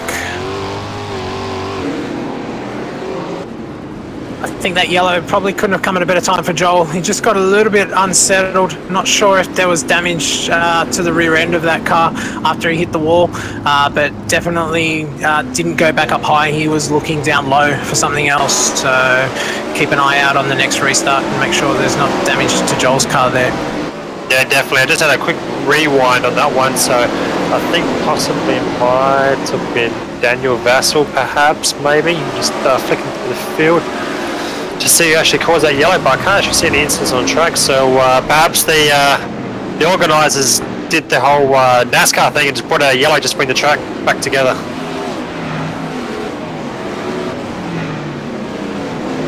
Oh yeah, I'm just watching it now actually. So yes, it was actually Lewis Hewitt coming out of turn 4, just where the gap is in the wall. His rear right just clipped that yellow part of the tyre barrier and just pretty much sent him straight into the wall after that. His night's done. So he was at that point running in 6th place. So a really good comeback from him, staying back in 20th, I think it was, or something like that. So it's about in 6th place, but his round's over. Yeah, that was an amazing drive to unfortunately end the night that way. It was looking promising up into 6 already. We're only on lap 18, so just a little bit past halfway. Would have been interesting to see how he ran. Currently, Bob King is your leader. Tim Harris in 2nd, Daniel Gale 3rd, and Lachlan Smith in 4th. Ryan Gordon is your top 5. Bob King has control of the field. His car is in the pits. Oh, looking back as well, Berkeley's actually got damage, so it's Sharman running in 6th place. He's missing his front wing there, so he's suffering a bit of damage there. We're green and we're away. Bob King leads them away. Timmy Harris sitting in there in 2nd place, and Daniel Go riding at your podium so far with 11 laps left to go on the board. Tim Harris hitting that right there, getting up into the wall. Not sure how he saved that. That's amazing work to keep running. But that rut coming into 3 is definitely going to start putting a few people out. Yeah, definitely. Especially with 10 laps left to go on the board, it's just going to get worse and worse as the night goes, as this race goes on. So up front, King and Harris are going at it hard. So my pick, and yellow's out actually. So actually was just starting to heat up there, and the yellow came out again. Yeah, Tim Harris was about to look on the inside of Bob King. He got a great drive out of 2, but unfortunately yellow lights flashed on, and that put an end to that. He had to get out of it.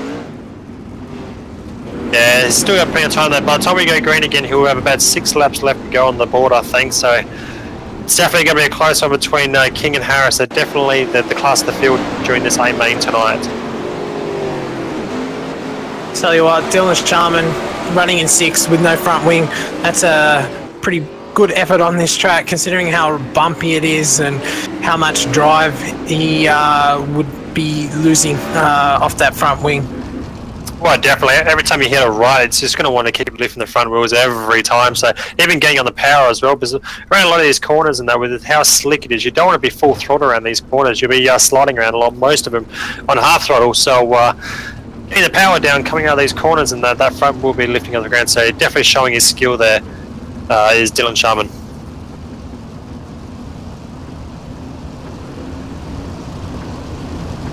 So just looking back, Clint, it looks like 78 brought that caution out. He is back in the pits, just getting into the wall there.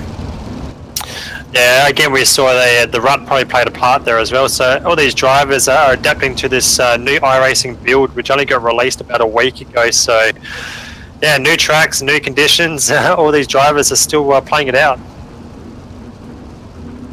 Yeah, most definitely. It's going to take them a few weeks to get used to the dynamic tracks. Bob King bring us around for the start, like 24 of 35 to go now. Great start by Bob, puts 4 car lengths on Tim Harris. Tim Harris goes to the upstairs, gets into the wall out of 2.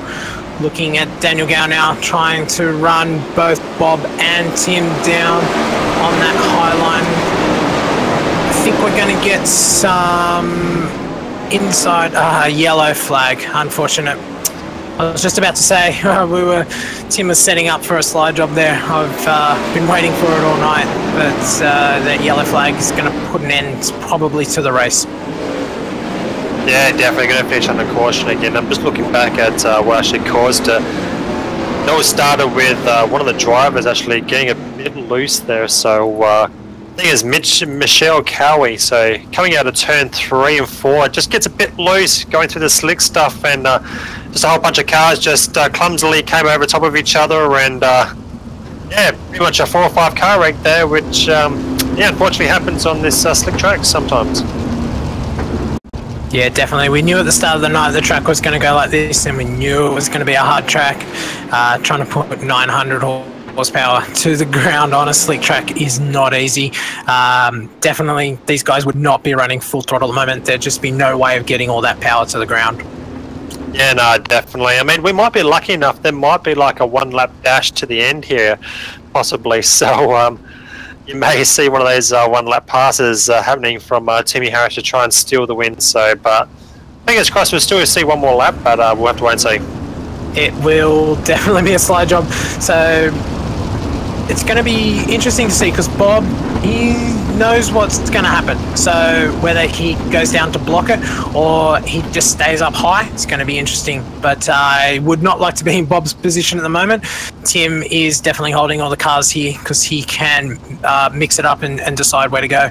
2 laps on the board as the pace car comes in. So we will have 1 flying lap. Exactly. Bob's got to be thinking, do I go high? Do I go low? Where do I cover him? They say he gets a good jump on the start, but Timmy goes with him and get a green. It's a 1-lap dash. Last lap's out. See Timmy Harris, they're trying to get a run on him coming out of the turn 2. He's just not going to be close enough. Around the outside there, can he get it done? No, he just clips King's rear wheel, but across the line. It's a photo finish, I think there, Sean. Oh, wow, that was amazing. He had nothing to lose. Tim Harris put it on the outside, even when there was only half a car width there. He's moved Bob down. Bob realized he was there, came around up the inside, and they finished side by side. Harris upside down. I believe Bob has managed to hold on to that win. Yeah, confirmation coming through. Bob managed to get his nose in front. Tim Harris in second. Daniel Gow third. Dylan Sharman in fourth. Top 5 for Lachlan Smith. Amazing finish to that race.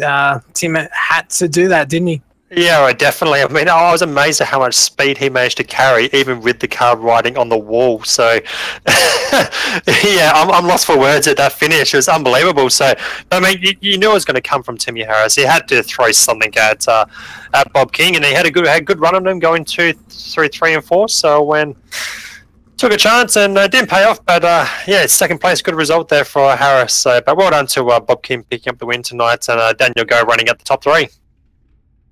Yeah, Timmy Harris definitely on a win it or bin it charge there around 3 and 4. Just amazing to watch the skill these guys have for Tim to still manage to get that across the line, albeit in the side of Bob trying to get past him. Yeah, no, definitely. I mean, all night long, the racing the ASL was put on. Like, they definitely brought on a lot of good drivers. And yeah, even in the street stocks and the race merch midgets, and now the WP concreting World of Outlaws 410s. Yeah, the racing's been hot all night. I can't wait for round 2 next week. Yeah, great racing all around. All 3 classes tonight. Great show of driver skills and speed tonight. So can't wait for round number 2. Just looking. Looks like we are going to have Bob King join us in the booth, so it'll be interesting to see his impression of that finish. Thanks for joining us, Bob. Great win there. We were talking in the booth. We knew Tim was going to throw something at you. We didn't expect it to be around the outside. Did you expect that? I sort of did. It's a real hard line to run. There's so much reward if you do want to run it, and it's hard trying to protect your position, and then you do have to pretty much risk the race to run the fence like that. But yeah, it was close. Yeah, great race. It was only really half a car length, but he put his nose in there and definitely tried to make it work.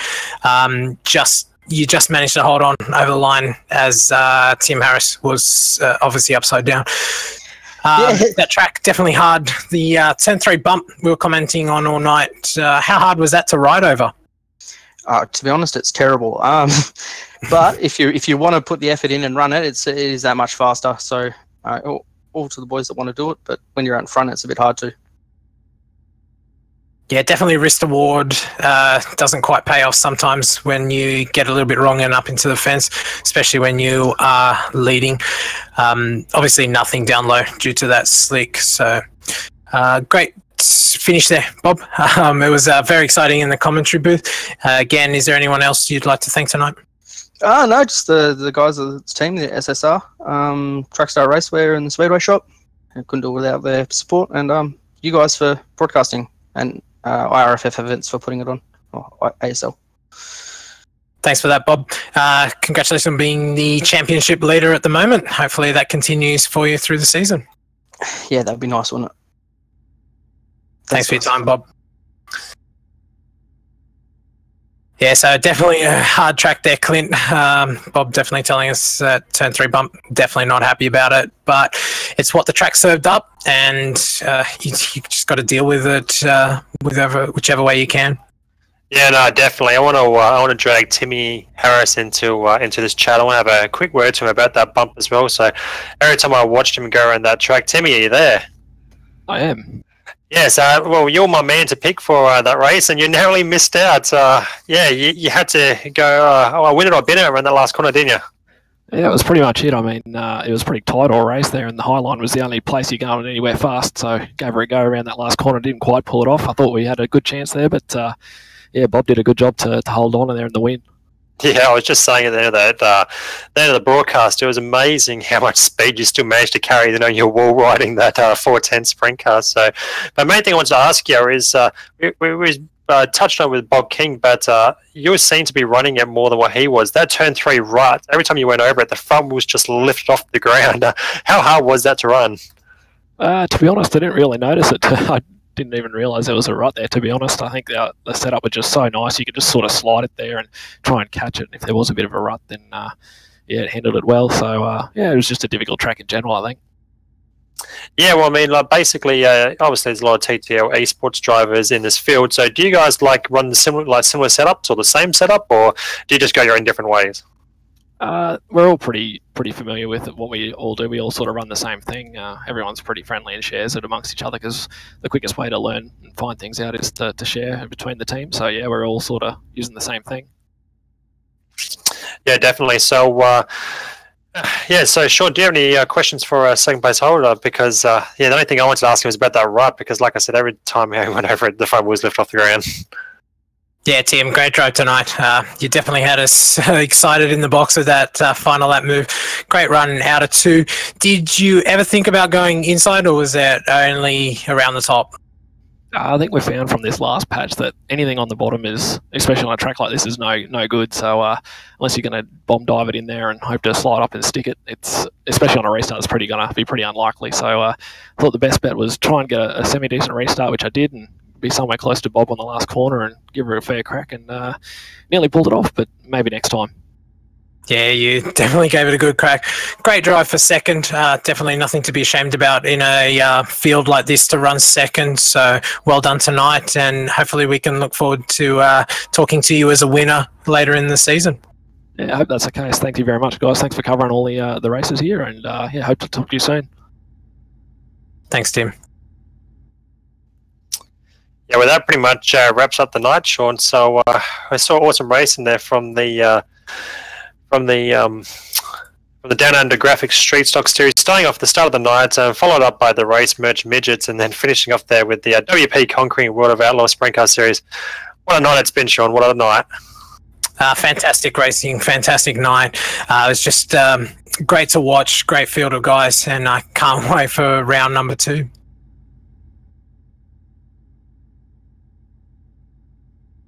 Third place, I believe. We're just going to run to the pits. We do have Daniel Gow. We're just going to bring him into the broadcast booth here. Daniel, what a great position to watch that last lap from. Yeah, that's where I pretty much wanted to be, just in case something happened between them two. You never know what's going to happen here on the last lap, so just thought I'd let him go and see what happens. Yeah, it would have been a good Stephen Bradbury moment if those two had have hit much harder.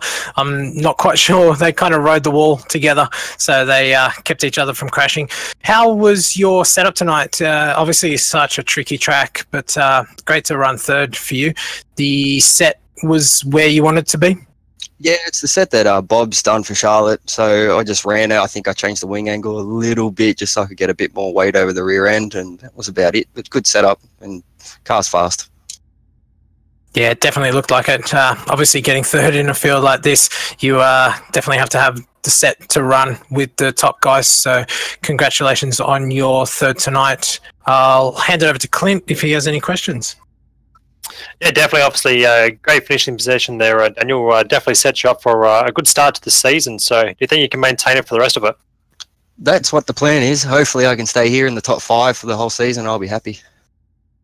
I mean, at all during the night, did you think that you're punching above your weight, or did you think, no, definitely this is where I belong and I'm going to win this race? Which did you think you had the speed to win? Not so much either. I've raced against these guys for the last 12 months pretty much, so I'm not really out of my element against them. I have beaten them. They've beaten me. Not here, though. I'm not quick enough to compete with Tim and Joel and Bob and all that. They're just way too quick. Yeah, but that's another thing as well. Like, obviously, this is a new track as well. It's only been in the service for about a week now. So, does it take much to adapt to a new track, or is it just like driving anywhere else? It's more that they've implemented the cushion into the server now. That's been the real tricky thing to try and get a hold of. And only having one line at the top it sort of sucks a little bit. Yeah, exactly. We did say that tonight with the track obviously roughening up down the bottom and most people running up top. So, but as we saw, a lot of people running up top and end up in the wall. So you saw people like Joel Berkeley and things like that. They were out. So some favourites who should have possibly won, they didn't. So it's one of those all or nothing kind of things. Yeah, well, when you're running up there, there's no room for error, and unfortunately, I think we've all made the error at least once tonight. So these things happen, unfortunately. Unfortunate for Joel. Suck for him. Yeah, no, definitely. So that's going to suffer his series. So, but anyways, anyone you'd like to thank for tonight, Daniel? Just the boys at Synergy Sim Racing, Trackstar Racewear, Speedway Shop, Bob, just for putting in the time and effort to make sure our cars are as quick as possible. Yeah, definitely a great 1-3 finish there for Synergy Sim Racing. So congratulations to you and congratulations to the team. Thank you very much. No problem, Sean. I think that's everything. Everyone's starting to crack open the beers and start to clean the cars, get ready for next week, I think. Yeah, such a great night of racing. So definitely looking forward to round number 2. So thank you everyone for joining us on this RRTV coverage of the Australian Speedway League Speedway Night, featuring the Down Under graphics, street stocks, race merch midgets, and the WP Concreting 410 sprint car. So I look forward to joining everyone again next week when we do it all again for round number 2.